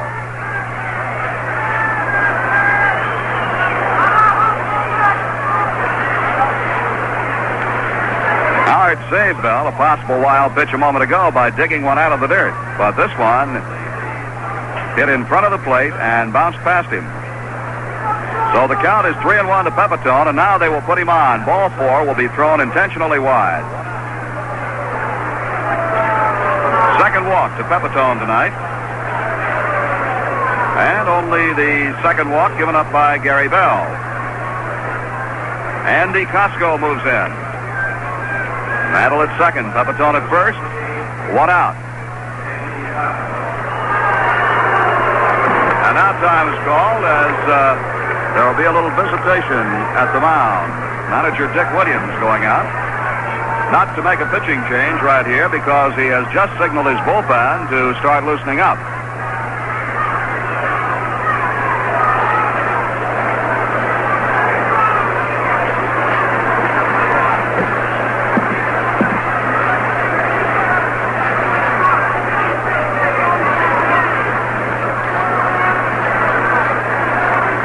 Start warming up in the Boston Red Sox bullpen, and let's see, one of them would be Lee Stang, and the other would be the left-hander, Sparky Lyle.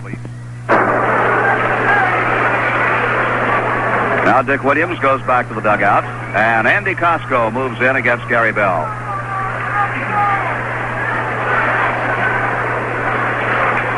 Costco asking for the leaded bat to knock the mud out of his cleats. Costco is grounded to short and popped up to the second baseman, Mike Andrews. 0 for 2.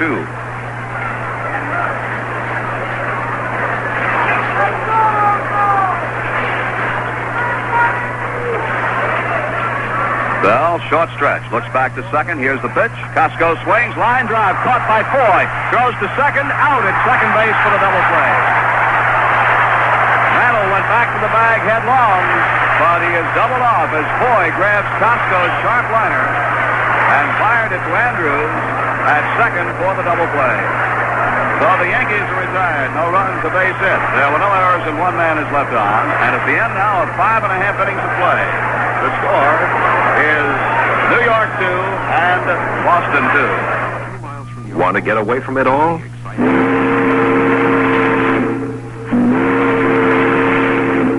If you're looking for new, exciting places to visit, you don't have to cross the ocean or hop a jet. You don't have to because only a few miles from your home, there are many exciting and interesting places to see and visit. Places that you may have talked about, but never actually seen. Dad! Look at that fort. It's just like the one in our book. I never knew it was so close to our home. Let's go over to the big... Now your Atlantic dealer has made it easy for you. Atlantic has planned exciting trips and easy drive from your home. These fun trips are available in Atlantic's free weekender tour guides. They actually tell you where to go, how to get there, and what to see on the way. It's the easiest way to travel yet. Have a good trip.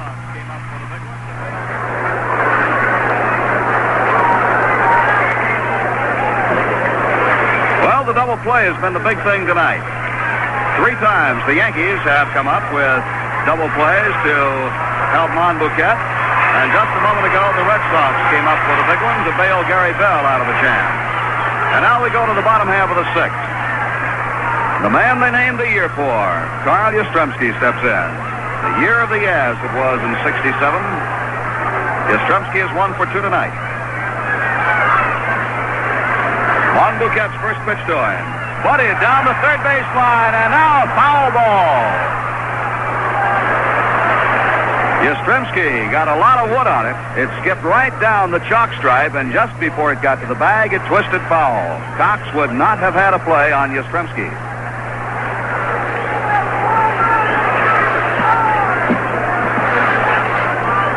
Boog Powell has hit a home run for Baltimore, and Luis Tiant's string is broken. Tiant will not get his 5th straight shutout. Powell homered with 2 men on in the top half of the 6th inning. Pitch to Yaz. Swung on. Fly ball. Well hit to center. But White is there. And Roy makes the catch.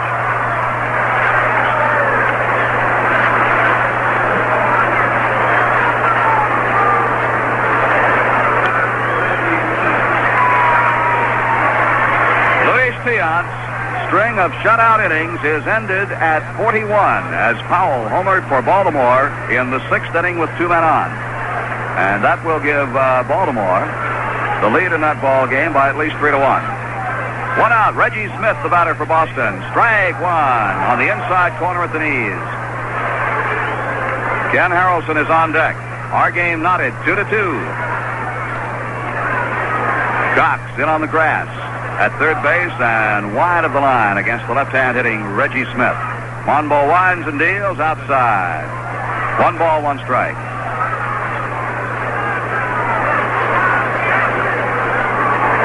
And a big story surrounding this game tonight, the return to shortstop of Tom Dresch and the fine job that he has done in the unaccustomed position. Monbo's pitch inside with a fastball, and it's 2-1. Dresch grew up in the minor leagues as a shortstop, came to the Yankees as a shortstop in '62, but then Kubek came back out of the Army and Dresch moved to the outfield. High foul coming back, and it is over the roof. 2 balls and 2 strikes. Of course, Dresch did move back to the infield in '66 at third base, but tonight he is playing shortstop for the first time in 6 years. 2 balls and 2 strikes. To the left-hand hitting Reggie Smith, left-hand hitter against Monbo. He bats from both sides. 2-2 offering. Swing and a miss. He struck him out.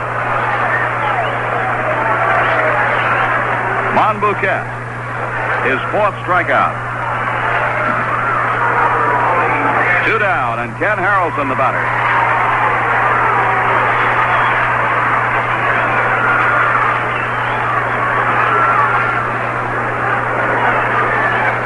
Harrelson has walked and grounded into a double play.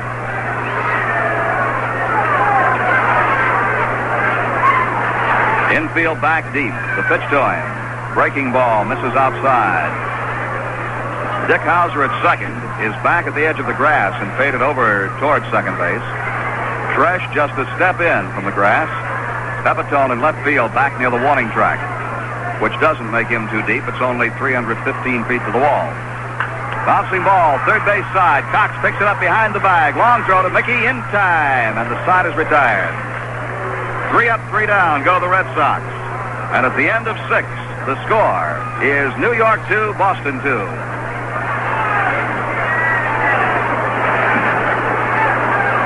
Well, let's take a look at the other action. We told you that Luis Tiant's string of scoreless innings ended at 41 as Boog Powell of Baltimore homered in the top of the 6th with 2 men on. The Orioles still batting in the 6th inning and now leading Cleveland 3-1. Brabender pitching that game for Baltimore. The Cleveland run was on a homer by Larry Brown in the 3rd. And all of a sudden, that Larry Brown the last couple of days has found the home run swing. At the end of 3.5, the Detroit Tigers 2 and the Washington Senators nothing. Joe Coleman pitching for Washington. Joe Sparma pitching for the Detroit Tigers. 2-0 over Washington at the end of 3.5. Later tonight, Oakland at Chicago. The pitchers are in now. Nash for Oakland, Hoyland for the White Sox. The California Angels send Ricky Clark against Jim Perry at Minnesota. No score as yet. In the National League, Cincinnati 3, Pittsburgh nothing at the end of 3.5. Atlanta nothing, the Mets nothing at the end of 3.5. Jarvis against Cardwell.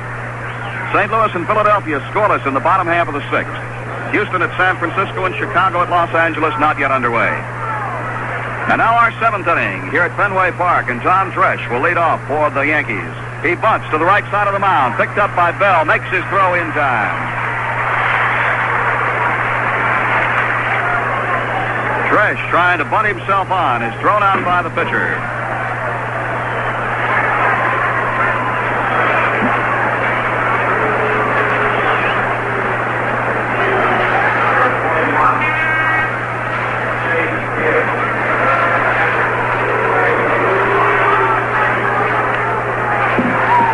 Jake Gibbs, who is 2 for 2 with a single and a triple, moves in.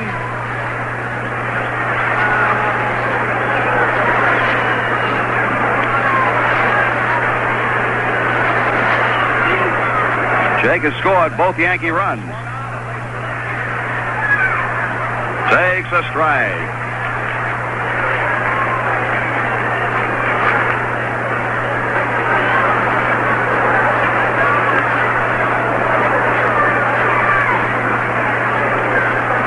Next pitch to him, swung on and laced to left field. Yastrzemski has to play it on the bounce, and Jake Gibbs is 3 for 3.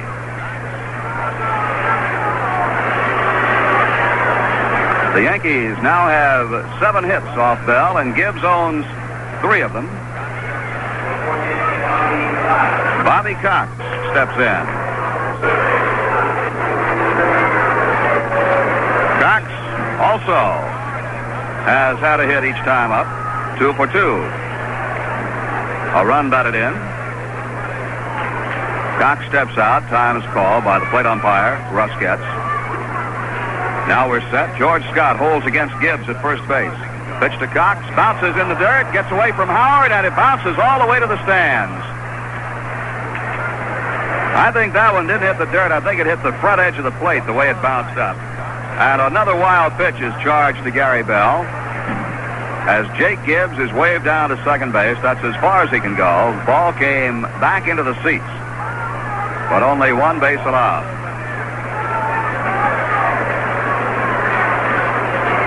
One ball, no strikes to Cox and Ellie Howard out at the mound talking to Bell.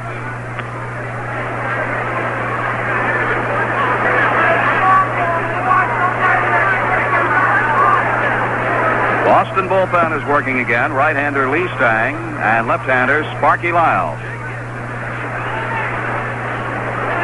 The game is tied 2-2.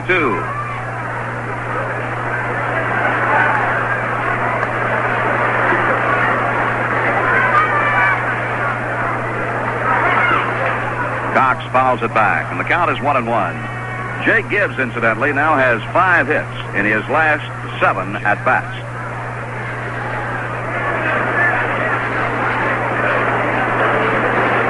Monbouquet waiting on deck. Gary Bell ready to come in with a 1-1 pitch to Bobby Cox.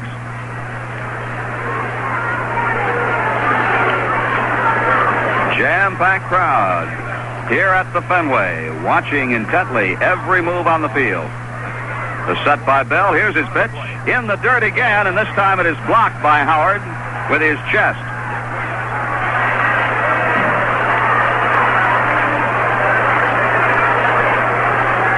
Oh, Gary Bell bouncing him across, and again Howard walks out in front of the plate, calls something out to his battery mate. Dick Williams in the Boston dugout is uncomfortable.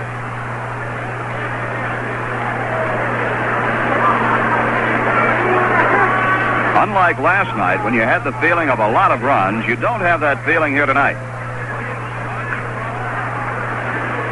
The pitch, and Gibbs takes off for third. Howard throws, and he is safe at third base.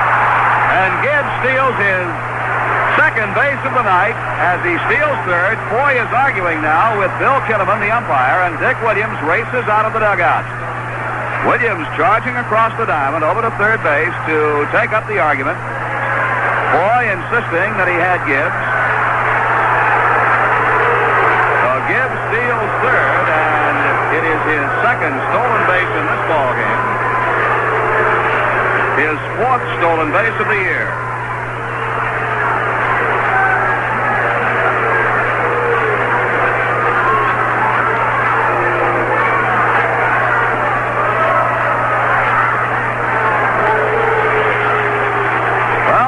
Had his say.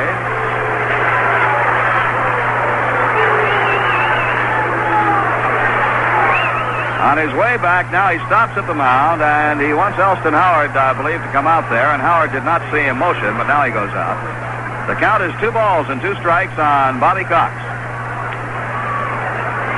Williams now stopping at the mound. That constitutes a trip to the mound, even though he came out of the dugout to argue the play at third base. And now the Boston manager heads slowly back to the first base dugout.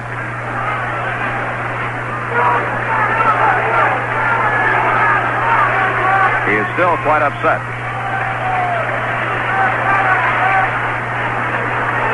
The Red Sox now pull the infield in to the edge of the grass on the right side. The shortstop Adair is the deep man. He's back about 2 or 3 steps only. Foy at the grass, so is Andrews, so is Scott. 2-2 pitch to Cox. Check swing, and he struck him out.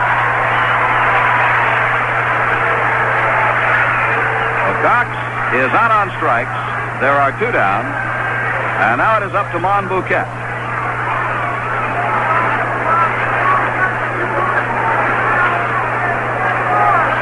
That is only the second strikeout of the game for Gary Bell. Monbouquet has popped up and sacrificed. He is 0 for 1.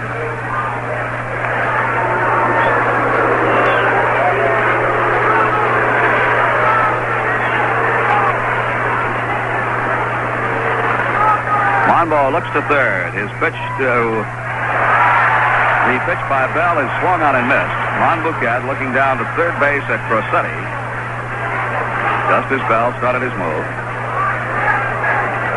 No balls and a strike. Monbo requests time.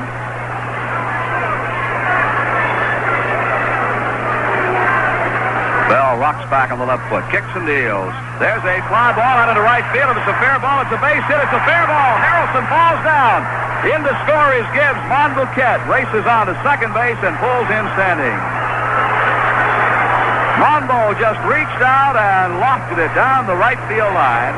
Harrelson had no chance to catch it.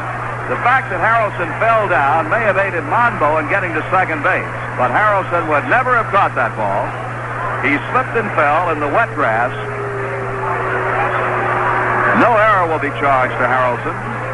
A double for Monbouquet, and the Yankees lead 3-2 as Monbo helps his own cause, and now Hauser steps in.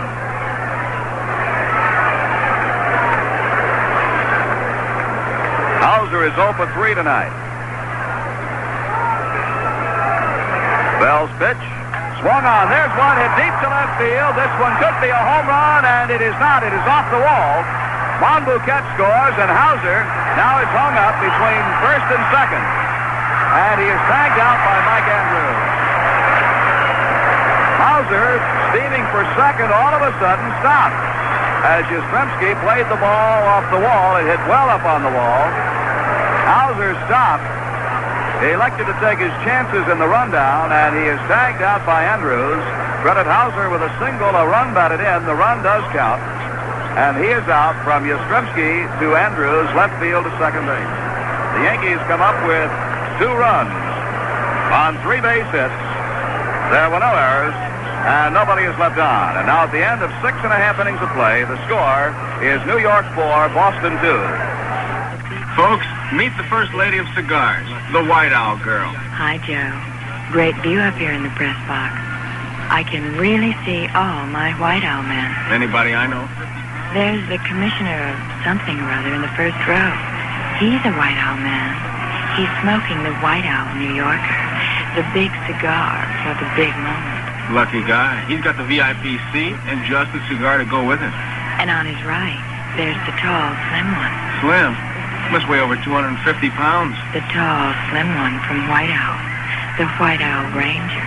Don't you ever watch the guys on the playing field? Of course. Most of them are White Owl men, too. Like that tall, cute one over there. Good man. He had over 300 last year. Naturally. He smokes the White Owl Invincible, the cigar that makes you feel that way. His cigar made him hit over 300? Why not? You know you get a lot more from a White Owl than just smoke.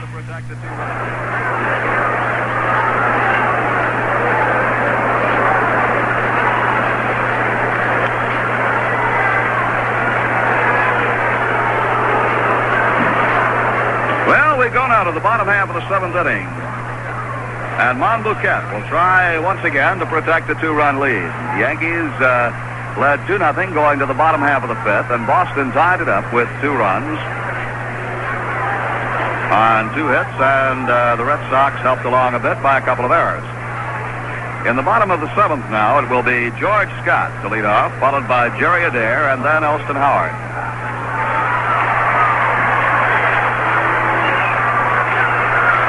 The fans now react as they see the 6th inning score of the Baltimore-Cleveland game posted, and they see Baltimore now leading Cleveland 3-1.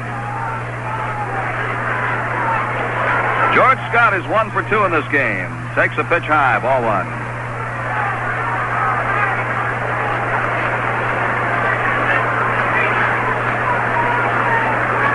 Monbouquet looks down to Gibbs.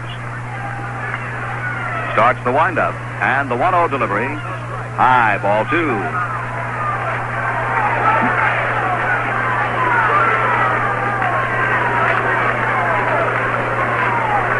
Jim Bouton has begun to loosen up in the Yankee bullpen.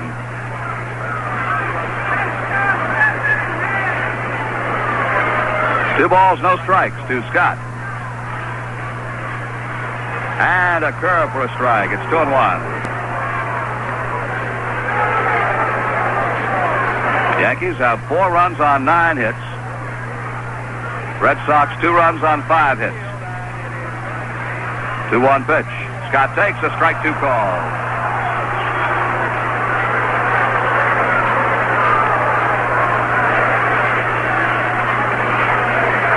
Jerry Adair on deck.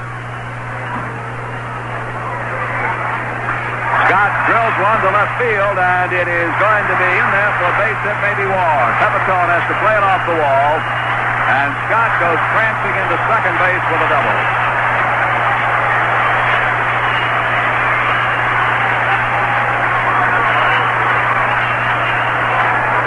Hit number 6 for the Red Sox. On that ball, hit to left field. The first one, incidentally, that the Red Sox have had to left. Tom Tresh went deep to the outfield to allow Pepitone to make just a short throw to him. Pepitone claims he can make a hard throw with his tender left arm, but it has not as yet been proven. Jerry Adair, who is 1 for 2, swings in the first pitch and grounds one through the hole to right. Base hit. Scott racing for the plate. Throw comes through, but not in time. Adair stops at first base. Scott scores, and it is now a 4-3 game.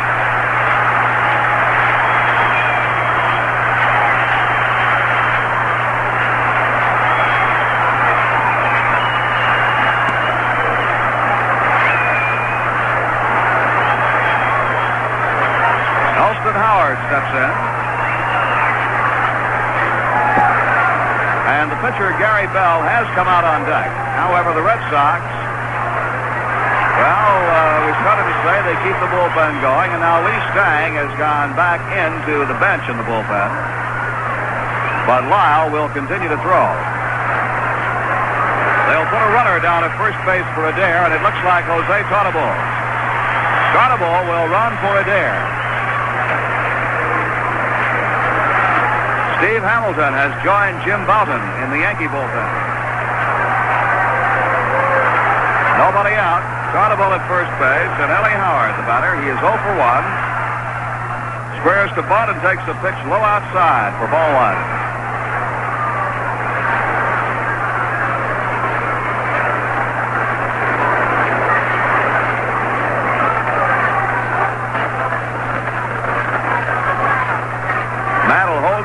Tartabull, who is very fast.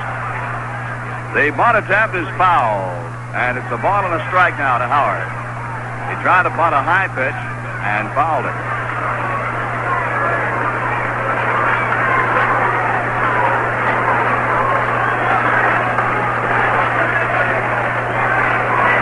One ball, one strike, nobody out. Yankees leading 4-3. Monbo to the set. And the pitch. Howard squares and bunts it foul again behind the dish. And again, he appeared to chase a pitch. A ball and 2 strikes.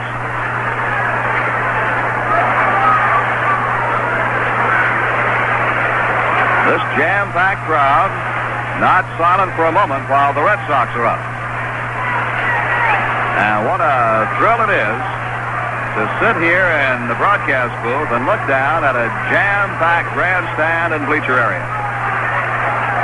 1 and 2 coming to Howard.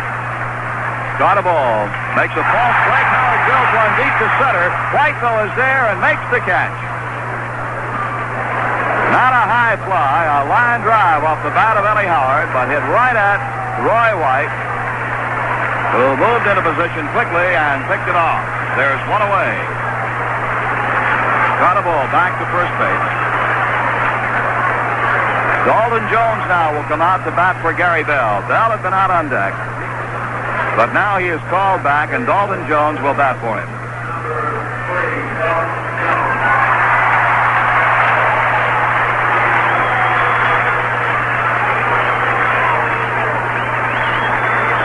Jones had a hand in the Red Sox big 8th inning last night, as he produced an infield hit. Went 1 for 1 as a pinch hitter and scored a run. He's a left-hand batter. Takes outside, ball 1. Monbouquet, a little upset at the call, comes a few steps off the mound.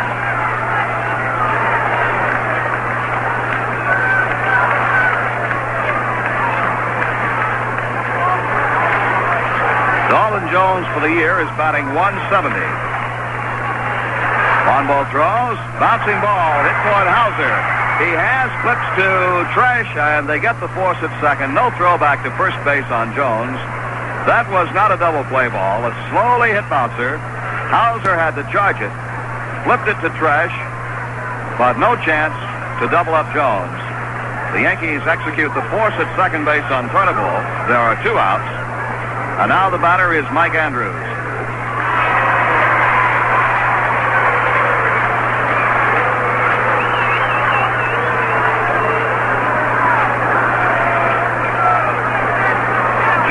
on at first, Mantle holding. Andrews is 2 for 3 tonight with 2 runs batted in. Bonbo to the set. And the pitch. There's one drill well to left field, and this one is off the wall. It comes down, and he can't find it. It was picked up by White, and White throws it into third base. And Mike Andrews drives the ball game up as he delivers Dalton Jones from first base with a double off the left field wall.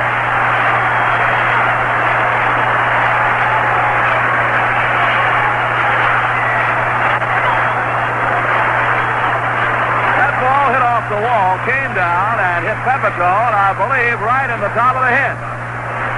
He couldn't find it. Roy White had raced all the way over from center field, picked it up, and threw it into third base. They hold Andrews up at second, but the Red Sox have scored twice to tie it 4-4. Andrews has his third hit of the game. Joe Foy now the batter.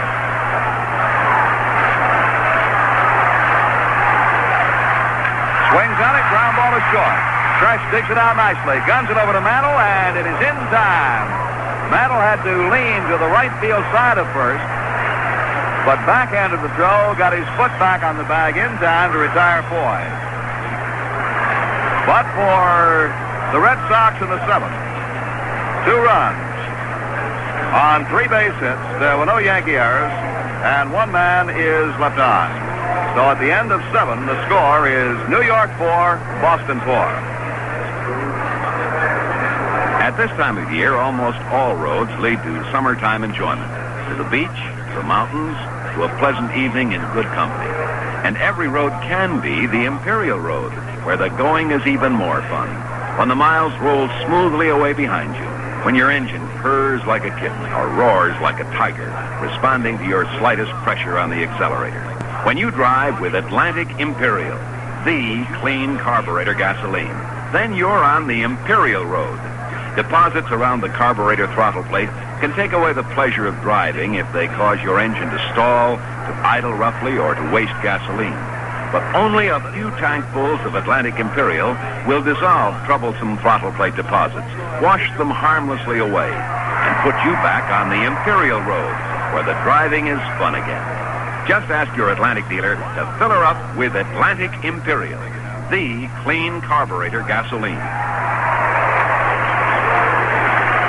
The new pitcher for the Boston Red Sox will be Sparky Lyle. The Red Sox also have a new shortstop in Rico Petrocelli. So with the ball game tied 4-4, Lyle comes on. We're getting the attendance figure now. 35253, largest of the year and largest since the final day of the 1967 season. Well, the Boston Red Sox and the New York Yankees tonight are playing before the Red Sox largest crowd of the year, 35,253. 35,253 jammed into Fenway Park tonight. The listed capacity of this ballpark is 33,375. So there are a few standing up. Roy White leads off the 8th inning against Lyle. First pitch to him, inside, ball 1. I believe this is the first time this year the Yankees have seen Lyle. He has not been in previous ball game. White batting right against the left-hander, swings and misses, and it's 1 ball, 1 strike. Lyle can throw and throw hard. He's been in 9 games with a record of 1 win, no defeats. 2 walks, 9 strikeouts. Check swing, ground ball, first base side of the mound, and White's going to beat it out for a base hit.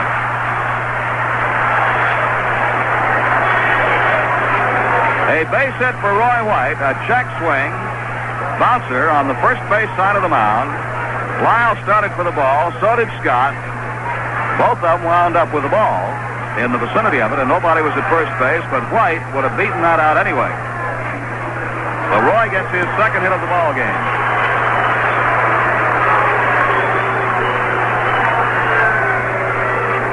For the Yankees, base hit number 10, and for the first time this year, the Yankees have gone into double figures in base hits. Mickey Mantle batting right. Goes down on one knee to get away from an inside pitch. Ball one.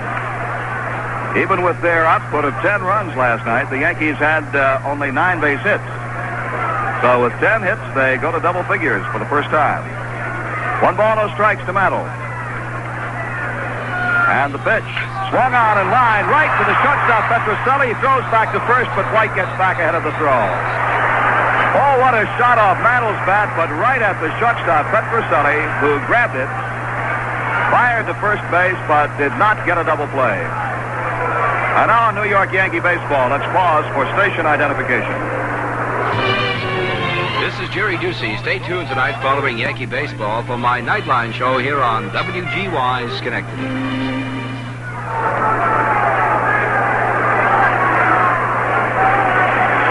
1 out. Joe Pepitone moves in, throw to first base. White gets back.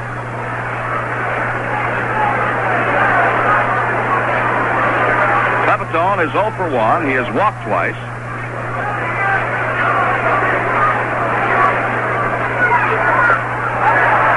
There's a strike call.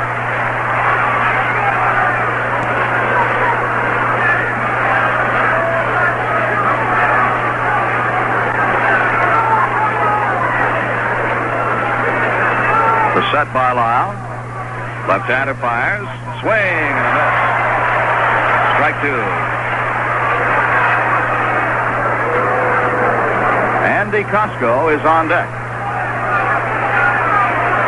Well, after every pitch, Lyle leaves the skin of the pitcher's mound, walks well back on the grass towards second where he has the rosin bag placed, just to be sure that he doesn't make that false move that would cost him a ball.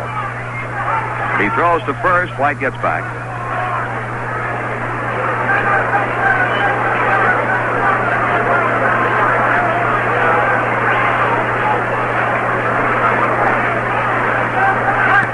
The pitch to Pepitone. Bouncing ball hit toward the second baseman Andrews. He fires to Petroselli for 1. No throw to first base.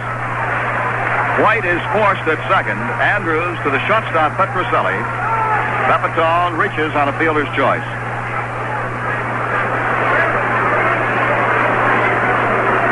It brings up Costco.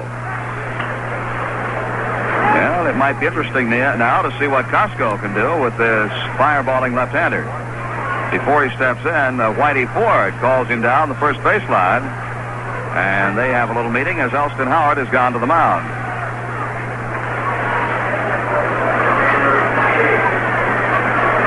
Very unusual to see the first base coach call the batter down. Usually it will be the third base coach.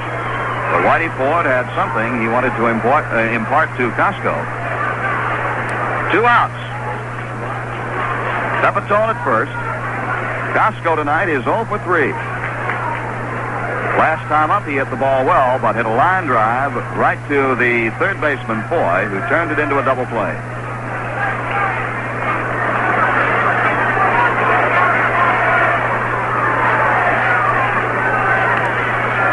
First pitch from Lyle, low and blocked in the dirt by Howard.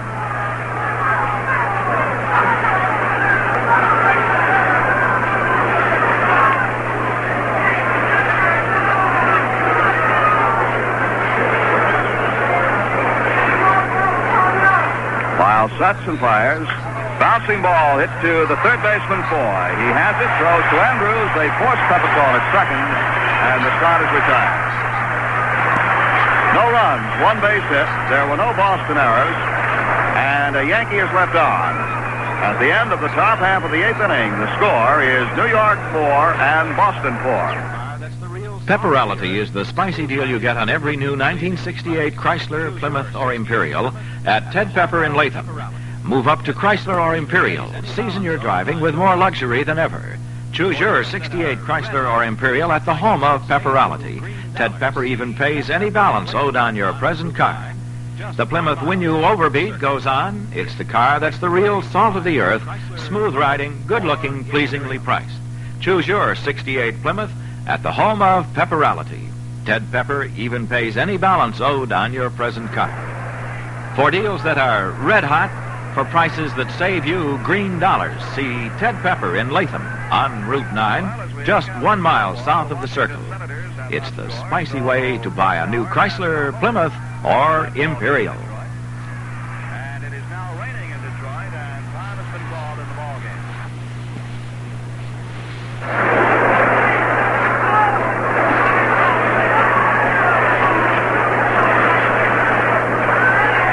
Well, as we look out at the scoreboard, the Washington Senators have not scored, so Frank Howard has not homered in that ball game at Detroit.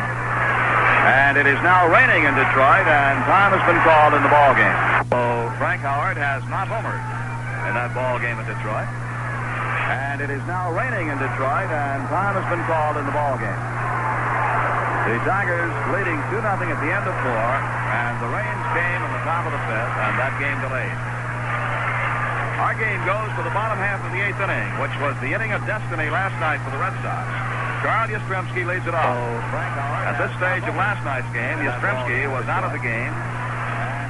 Check swing foul ball back to the seat. Strike one. Yastrzemski was taken out by manager Dick Williams after grounding out and slamming his helmet and showing a little temper display in the 6th. Dick Williams, when asked why Yastrzemski came out of the game, said simply, I wanted to let him beat the traffic going home. Check swing foul ball back to the seat. Strike one pitch. Line outside. He was taken out by 1 ball, 1 strike. After grounding out and slamming his helmet and showing a little temper display in the 6th. Dick Williams asked why Yastrzemski. Joe Verbanek is now up in the Yankee bullpen to let him beat the traffic. Bowden was hit hard in the 7th inning. He gets the strike in on Yastrzemski, and it's 1 ball, 2 strikes. Line outside. 1 ball, 1 strike.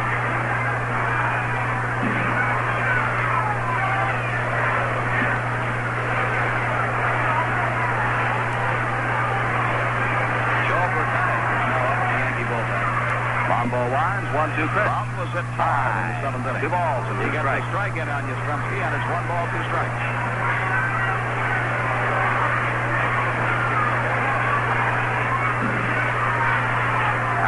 Up and down on the dugout steps. 2-2 pitch coming. Fly ball out toward shallow right center field. Costco on the run and makes the catch. Ball wise, 1-2 pitch. That ball was not very high in the air, and Costco really had to hustle over to pull it in the alley in right center. Not hit real deep. And not very high. Yastrzemski is retired. 2-2 pitch. 1 out, and now the batter is Reggie Smith, the center fielder, who has bounced to the pitcher, walked, and struck out. That ball was not very high in the air, and Costco really had to hustle over to pull it in the alley in right center. First pitch to him. Not hit real deep. Bounces away from Jake Gibbs. And not very high. Yastrzemski is retired. 1 out, and now the batter is Reggie Smith, the center fielder, who has bounced to the pitcher, walked, right side of the infield, very deep. Mantle back almost to the grass, and so is Humphrey. First pitch to him. 1-0 pitch. High. Bounces away inside the knees. 2 balls and no strikes.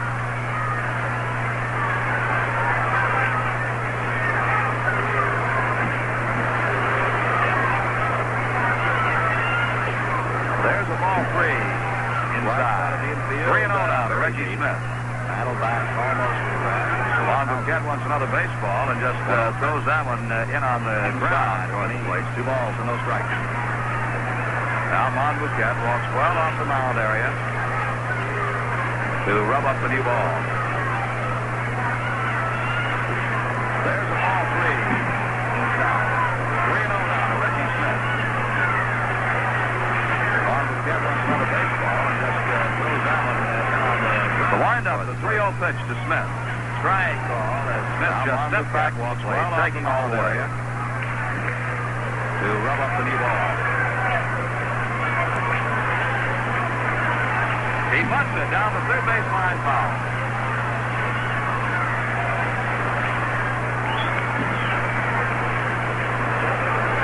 The windup, the 3-0 pitch. Full count, 3-2. As Smith just stepped back from the plate, taking all the way.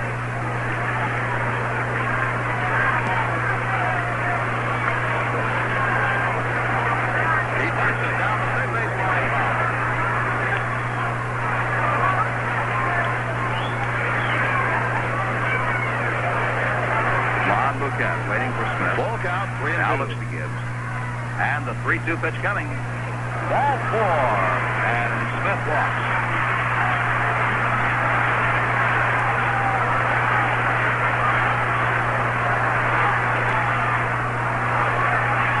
An unusual number of walks given up by Bouquet tonight.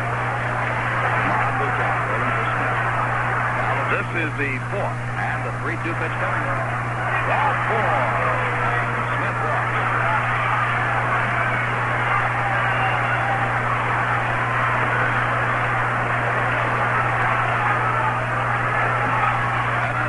The batter is Ken Harrelson by Bouquet tonight. This is the 4th. Harrelson has walked, grounded into a double play, hit the run on. He swings, drills a base hit into right field. Reggie Smith flying to third base and falls in easily. No throw to third.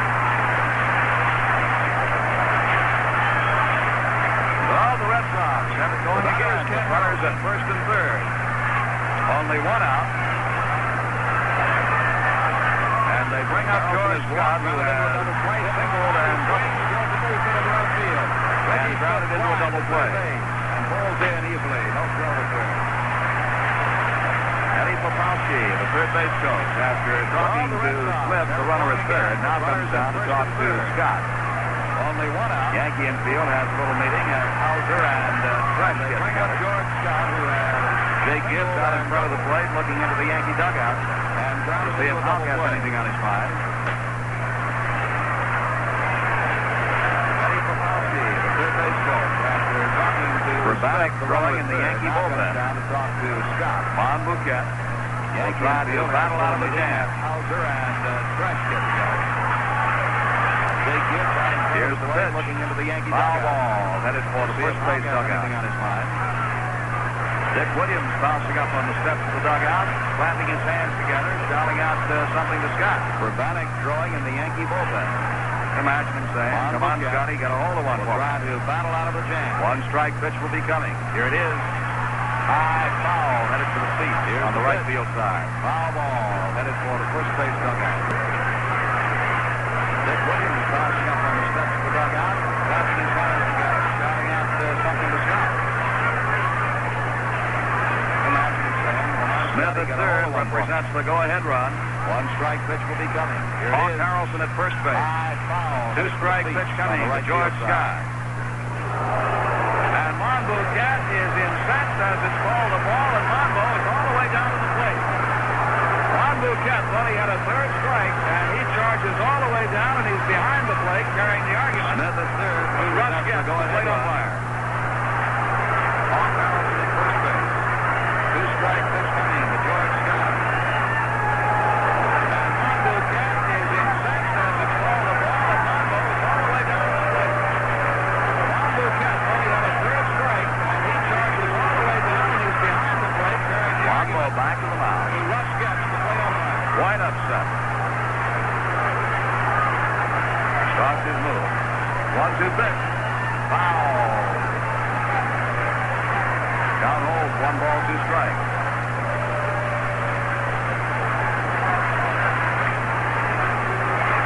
Yankees 4 runs, 10 hits. The Red Sox 4 runs, 9 hits.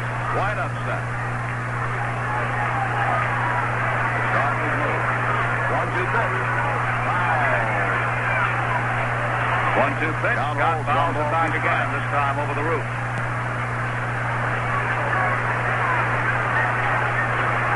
Yankees 4 runs, 10 hits. The Red Sox 4 runs, 9. Bouquet lives to be 112. He will never be convinced that he did not have Scott struck out. 1-2 pitch. Scott fouls it back again, this time over the roof.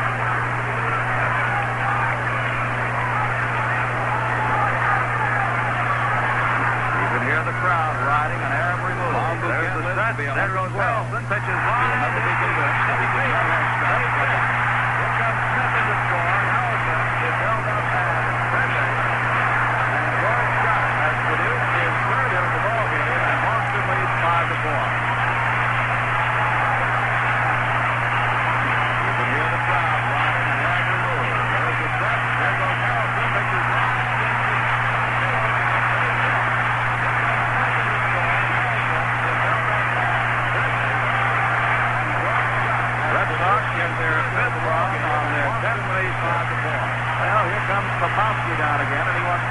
Petroselli. Petroselli batting for the first time tonight. After Adair left the ball game for a pinch runner.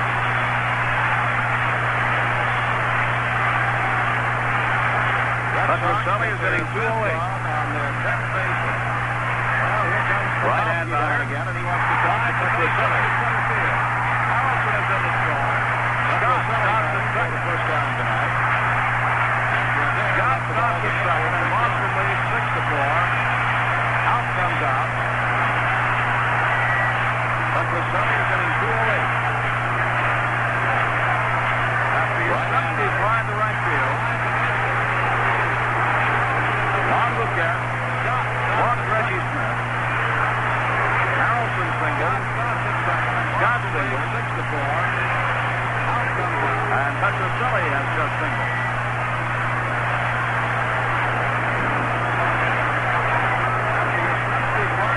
The wave has gone to the bullpen, and Juan Lucas retires from the ballgame. Walks Reggie Smith. Harrelson single. Scott single. So Monbouquet tonight pitches 7 1/3 innings, just single. Gives up 6 runs on 11 hits. 4 walks. And 4 strikeouts. And Monbouquet retires from the ballgame. And Joe Verbanek comes on in relief. So Monbouquet tonight pitches 7 1/3 innings. Gives up 6 runs on 11 hits. Well, as we wait for Verbanek. 4 walks. We'll take a look at the scoreboard for you. 4 strikeouts. The Cleveland Indians have scored a run in the bottom half of 7. Baltimore leads 3-2 at the end of 7. Brabender and Dion and Joe the pitchers in that ball game. Dion, who is going for his 5th consecutive shutout, blanked the Orioles through the first 5 innings. But then Booth Powell hit a 3-run homer in the 6th. We'll take a look at the scoreboard for you. And Dion did for the 5th straight shutout, but then he did wind up with 21 consecutive scoreless innings of pitchers in that ball game. The record in that department was 56 consecutive scoreless innings, set by Walter Johnson. The Washington-Detroit game delayed by rain in the 5th inning, with Detroit leading 2-0. Coleman against Parma for the 5th straight shutout was ended. Oakland and Chicago are scorers at Comiskey Park at the end of 3, with Jim Nash pitching for the A's and Joe Harlan for the White Sox.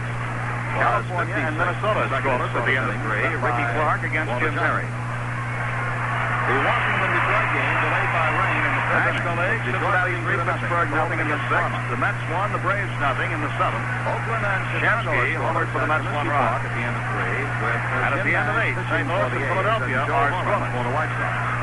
Verbanek ready to go to work. Ricky Clark against Jim. The batter is Elston Howard, and the pitch is a strike ball. National League, Cincinnati 3, Pittsburgh nothing in the 6th. The Mets won, the Braves nothing in the 7th.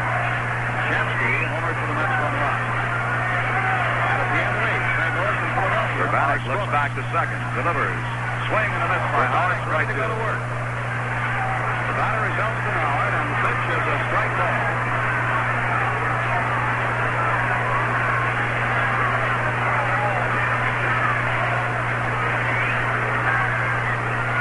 This is the 3rd consecutive game for back to second. Delivers. Swing and a miss by Howard, strike 2. I'll check that. He's been in 3 of the last 4. Howard hits a ground ball to second baseman Dick Hauser. His only play will be over to first base to Mantle. And Howard is out of there.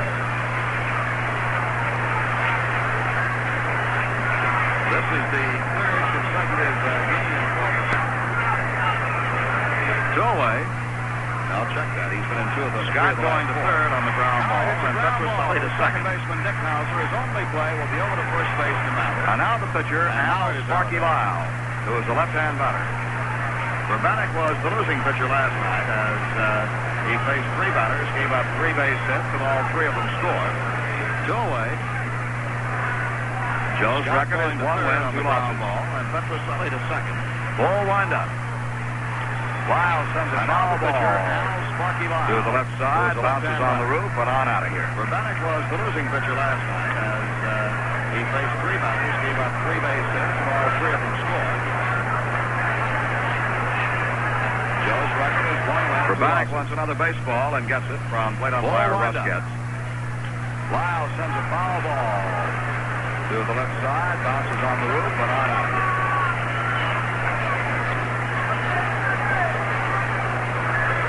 Right-hander winds and pitch. Lyle swings, pops another foul, heading for the seats on the third base side. Urbanic wants another baseball and gets it from Gibbs and Urbanic all gave it a run, but it was well up in the seats. So the count to Lyle is no balls, 2 strikes.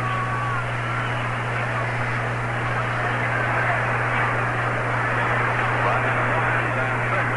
Lyle swings, pops another foul, heading for the seats on the third base side.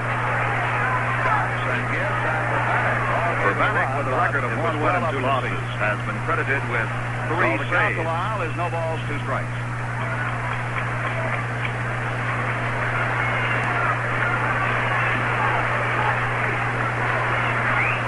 2-strike pitch to Lyle. Another foul over the roof on the third base side. Urbanic, with a record of 1 win and 2 losses, has been credited with 3 saves.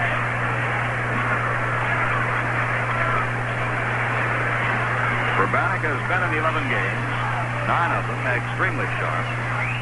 2-strike last night, the only real foul over the roof on the third base side. Wind up in the 0-2 pitch. Struck him out swinging, and the side is retired. But the Red Sox have taken the lead here in the 8th with 2 runs on 3 base hits. There were no Yankee errors and 2 men are left on. Now at the end of the 8th, the score is Boston 6, New York 4 outings had. Wind up in the 0-2 pitch. Struck him out swinging, and the side is retired. But the Red Sox have taken the lead here in the 8th with 2 runs on 3 base hits. There's fun and excitement along the way as well as when you get there. When you fill up with Atlantic Imperial gasoline and follow the Imperial Road. Forget about how your car will run. Atlantic Imperial gasoline helps keep it running the way it was made to run, wherever you go. Your drive will come alive when you take the Imperial Road. When you get there, pack when you fill in your trip, and get on the Imperial Road with Atlantic Imperial gasoline. Forget about how your car will run. Atlantic Imperial gasoline helps keep it running the way it was made to run, wherever you go. Your drive will come alive when you take the Imperial Road.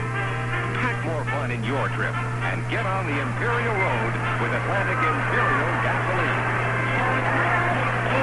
Well, we go to the 9th inning. And now it is Al Sparky Lyle's turn to try to protect the lead.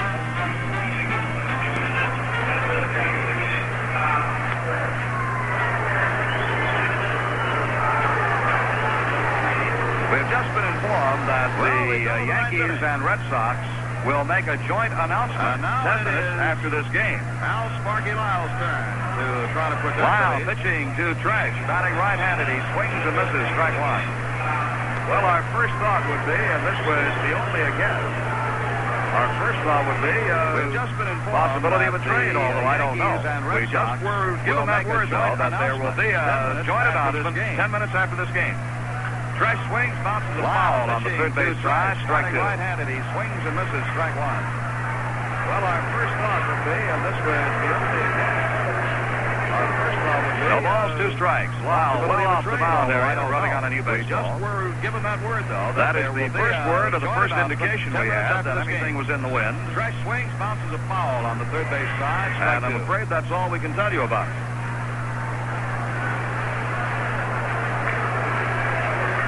Nothing in 2 to Tresh, who is hitless in 3 trips. Well off the mound there. He fouls one back and stays alive. That is the first word of the first indication we had that anything was in the wind. Here in the top of the 9th inning, with the Red Sox leading 6-4. Nothing in 2 to Tresh, who is hitless in 3 trips. He fouls one back and stays alive. Tresh, then Gibbs. The first strikeout of the game for Lyle. Here in the top of the 9th inning, Gary Bell pitched the first 7 innings. Gave up the 4 Yankee runs on 9 hits. He walked 2 and struck out 1. Struck out 2. Correct me, please. The And now Jake Gibbs putting left hand, hitting against left-hand pitching. Gary Bell pitched the first Wild throws, strike one. The 4 Yankee runs on 9 hits. Gibbs is 3 for 3 tonight, and struck out. And he has scored 3 runs. Struck out 2. Correct me, please. One strike pitch, putting left hand and a miss. Strike 2 as he reached out for one. Wild throw, strike one. Gibbs is 3 for 3 tonight, and he has scored 3 runs.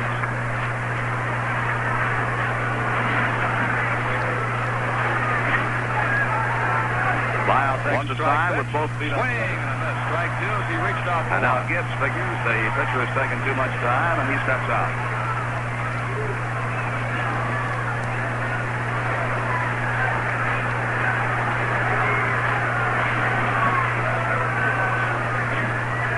There's the windup. 2-strike delivery. Gibbs strikes out. Swing and a miss. And now Gibbs figures the pitcher has taken too much time, and he steps out.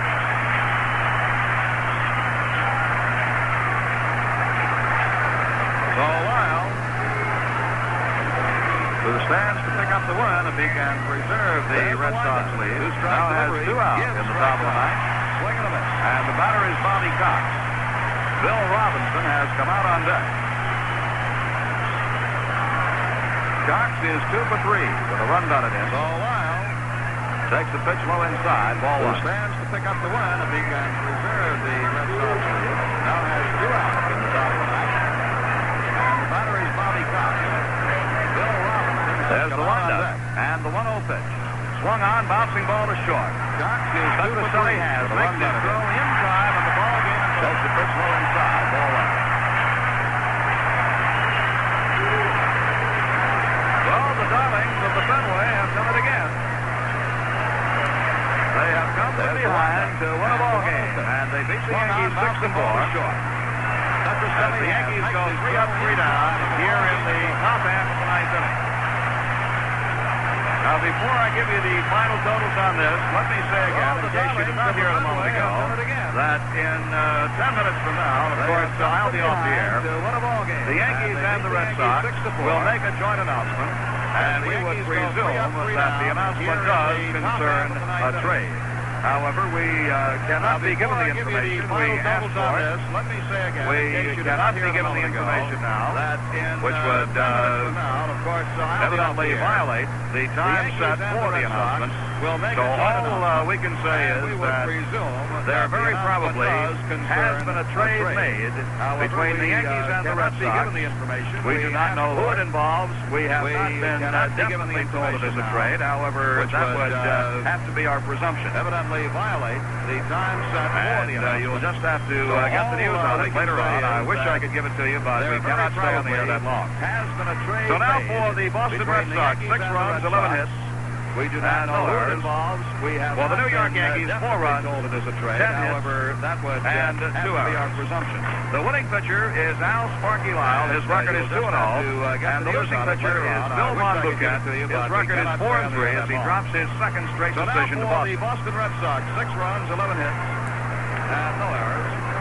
For the New York Yankees, 4 runs. And that is the story on the game. The Yankees moved out to a 1-run lead on 2 hits in the third. His record is 2-0. They added another run in the fifth on a triple by Gibbs and a single by Bobby Cox. The Red Sox tied at 2-2 in the fifth. The Yankees went ahead 4-2 in the seventh. The Red Sox tied it 4-4 in the bottom half of the seventh, and the Red Sox, as they did last night, won the ball game in the eighth.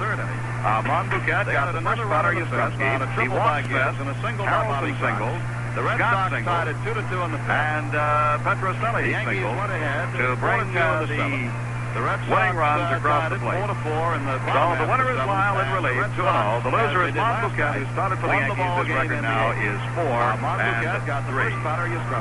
He walked Smith, and that is the story on this ball game. As a crowd of 35,253 Boston Red Sox fans go home happy. Winning runs across the plate. Well, once again, the final So the score winner is Lyle in relief. was Boston 6 and New York 4. And now this is Frank Messer speaking for Phil Rizzuto and Jerry Coleman, saying goodbye from Fenway Park in Boston. 35,253 Boston Red Sox fans go home happy.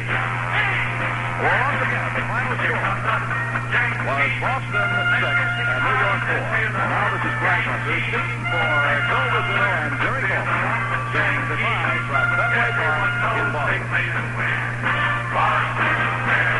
This Yankee baseball broadcast is brought to you by Atlantic and your neighborhood Atlantic dealer. Go with Atlantic Imperial gasoline and follow the Imperial Road. The going is great when you drive the Imperial Road because Atlantic Imperial gasoline helps keep your car running the way it was made to run all the way. So come on, get on the Imperial Road with Atlantic Imperial gasoline. And by White Owl Cigar. White Owl, the Imperial patiently aged tobacco is great for extra flavor and mild. Remember, you get a lot more from a White Owl than just the way it was made to run all the way. Get on the Imperial Road with Atlantic Imperial gasoline. And by White Owl Cigar. White Owl, made from patiently aged tobacco for Pepperality is the spicy deal you get on every new 1968 Chrysler, Plymouth, or Imperial at Ted Pepper in Latham. Move up to Chrysler or Imperial. Season your driving with more luxury than ever. Choose your 68 Chrysler or Imperial at the home of Pepperality. Ted Pepper even pays any balance owed on your present car. Pepperality. The Plymouth When You Overbeat goes on. It's the car that's the real salt of the earth. Imperial. Smooth riding, good looking, pleasingly priced. Move up to Choose your 68 Plymouth at the home of Pepperality. Ted Pepper even pays any balance owed on your present car. For deals that are red hot, for prices that save you green dollars, see Ted Pepper in Latham. It's the car that's the real salt of the earth. 1 mile south of the circle. Good-looking, pleasingly priced. Spicy way to buy a new Chrysler, Plymouth, at the home or Imperial. Ted Pepper. Hi, this is Jerry Ducey. Join me for my telephone talk show. Weeknights here at 810 on your dial. WGY save you green dollars. See Ted Pepper in Latham. On Route 9. And on WGY, it's now 5 minutes after 10 o'clock, and that's our Yankee baseball game for this evening. And they lost it to the Red Sox. Hi, this is Jerry Ducey. 5 after 10. Join me for my telephone talk show. This is Jerry Ducey back here with you on our Nightline show until midnight tonight. This is our telephone show we carry on every night during the week, Monday through Friday. And before, on after, or WGY, during the Yankee baseball games. 10 o'clock. So if you'd like to chat, all you have to do is dial 374-3318. 374-3318. And during the course of our conversations, for the balance of this evening, let's stay away from proper names and corporate names. Bearing in mind at all times, however, that the opinions expressed in this program are, of course, yours and mine, and do not necessarily reflect those of General Electric or its broadcasting station. And if you get through on the line tonight with your call and comments, would you kindly turn the radio off, turn it down in the background, and have somebody do it, because the program is delayed on tape 10 seconds expressed in this program are, of course, yours and mine, for all concerned. And do not necessarily reflect those of General Electric. We have 3 lines coming into the studio, and all 3 are lighting up at the moment. And if you have any of the fourth call, your call will ring busy, so hang up the radio a couple of minutes and then dial the number again. And if the line is still ringing, because the program is delayed coming on the air. 374-3318. Extremely confusing for all concerned. Hello, Jerry Ducey. We have 3 lines coming into the studio, and all 3 are lighting up at the moment. During the Yankee game, if you happen to be the fourth they caller, were your going call will to make ring an busy, so announcement. The Yankees and the Red Sox. Wait a couple of minutes Are you and going then to dial pick the that up? number again. And if the line is still ringing, no, we just cut our connection between here and Fenway Park. 374. But I would imagine it will probably file on our press wires before, Hello, Jerry Ducey as soon as the announcement is made. And I'm sure it'll be on the sports news. Okay. yeah, somebody, if not, somebody will bring it into make an announcement. Okay, good. Okay, Red Sox. Are you going to pick that up? No. Would you turn the radio off? We just cut our please? connection between here and Fenway Park. Okay. But I would imagine it will probably file on our press wires before. Hello. As soon as the announcement is made. Wait, hold on. Wait. Okay. Yeah, somebody Turn will the radio off if in the not, back, somebody like a will bring nice it in, and I'll let you know. Okay, good. Okay. Do you think Joe Frazier will stand up against the Mexican Would you turn the radio off in the back, please? Until it gets knocked down. Oh. Okay, bye. Bye-bye. Hello. I don't know how long you'll stand up there. Turn the radio off in the back. He may like a nice stand up boy. for 15 rounds. He may be able to go 35. I don't know. I wouldn't even, hazard a guess. The Mexican It's 7.5 minutes after 10. It's clear and 50 degrees at the Albany County Airport. Bye-bye. Hello, Jerry Ducey here. I don't know how long you I stayed did not up there. say that. That's your misquoting. He I may did not stay say up that. for 15 rounds. He may be able to go 35. I don't know. I wouldn't even, hazard a guess. It's 7.5 minutes after 10. It's clear 50 degrees at the Albany County Airport. Hello, No, Jerry Ducey that's here. not true. Somebody told you a little fib, a little white lie. I did not We say have the that. Yankees. That's We your don't have the misquoting. Mets. I did not say that. No, because we have the Yankees. We can't have two of them. That's not true. They already have them on another stage. In fact, they're playing right now. No, that's not true. Somebody told you a little fib, a little white lie. For me to tell you what station. We have the Yankees. We don't have. Ask your mother or daddy. Okay? No, because we have the Yankees. We can't have. Hello, Jerry Ducey here. Hello. Yeah, turn the radio off in the back. They already have them on another stage. In fact, they're playing right now. Turn the radio off, please. Yes. For me to tell you what station. I want to thank you for ask your mother or daddy. It's twice as good as having Red Sox. Hello, Jerry Ducey here. Hello. Hello, Jerry Ducey Yeah, here. turn the radio off in the back, will you? Traded. Pardon? I bet Turn the you know radio the off, trade please. You bet. I thought it was Bill Everson and Harry Downey and Martha Brooks for John Stewart of Channel 10 with a player to be named later. Twice as good as having Bob McNamara said it was, okay. Well, give me your prediction. I'll tell you how close you came to Hello, it. Jerry Ducey for here. the whole Yankee team. No, I told him I bet you I said, why don't we trade Yastrzemski for the Chicago White Sox? It was Bill Everson and Harry Downey and Martha Brooks Bob for John McNamara Stewart of Channel 10 with a player to be named later. Dowling, I think, was one of them. Bob McNamara said it was somebody running to get his prediction. Give me your prediction. I'll tell you how close you came to it. for the whole Yankee team. Well, no, I told him the Red Sox, they're I getting said, why don't we trade Yastrzemski for the Chicago White Sox? No, but Bob why don't we? McNamara No, we won't. I was going to say, why don't we trade the Yankee baseball games for the Mets? But it's too late for that. I'll have to have some. But anyway, I don't know who's going to be traded to whom, but we'll find out here in a matter of minutes. I'll have Bob McNamara let me know what his prediction was. Okay, fine. I'll listen. Okay. Thank you. Good night. Why don't we? Hello, we Jerry won't. I was Ducey going to here. say, why don't we trade the Yankee baseball games for the Mets? But it's Turn too the late radio for that. down, Don. But anyway, I don't know who's Our going to radio be traded to stations have whom, pretty but good programs, we'll find out and here in especially a now matter in of the minutes. time when I'll the have Bob TV is McNamara repeating or let me know what his repeating. prediction Can you tell me why we don't have any coverage Okay. in the local newspapers as to the program so we Hello, Jerry can Ducey find here. out and listen to them? Turn the radio down, This was Don. brought up once before, and I think that we send our schedules into the whatever papers we send them into, at least a couple of weeks in advance. And whether they keep up with them or not or print them, I have no idea. I know the Schenectady Gazette is pretty accurate with their what they call radio logs in the paper. This was brought up once before, and I think that we send our schedules into the whatever papers we send them into, at least a couple of weeks in Things advance. that interest the local And people. whether they keep up with them or not, And or print them, I it's have very no idea. difficult. I If know you want to listen to the radio Schenectady rather than Gazette watch your is repeat on pretty accurate with television, their what they call radio logs. you've got a hard time to find something that isn't just, just take your dial and turn it all over to the back on any. Well, I can only tell you that the best variety is right where you are now. And it's very difficult. I'd If say you the want to best listen in to the radio variety is rather than where you watch are your right repeat now on on television, WGY, and I say that in all you've got a hard humbleness. time to find something that isn't a lot, but nonetheless there are specials on the various programs. Well, I can only tell you that the And if you best don't know variety or is look right at the where you sports are section, now. you don't know when to come in. I'd say the best you in don't variety actually is know, where you are right now on WGY, when to and turn on your radio. I say that in And all there humbleness. isn't very much coverage on the radio programs such as there is on television. I'll have to take that up with Gordon Field Monday when he gets back. I would very much like to have a schedule on the radio program. Well, maybe I can have Gordon whip something up and have people write in for because our programming basically does not change outside of the Yankees game.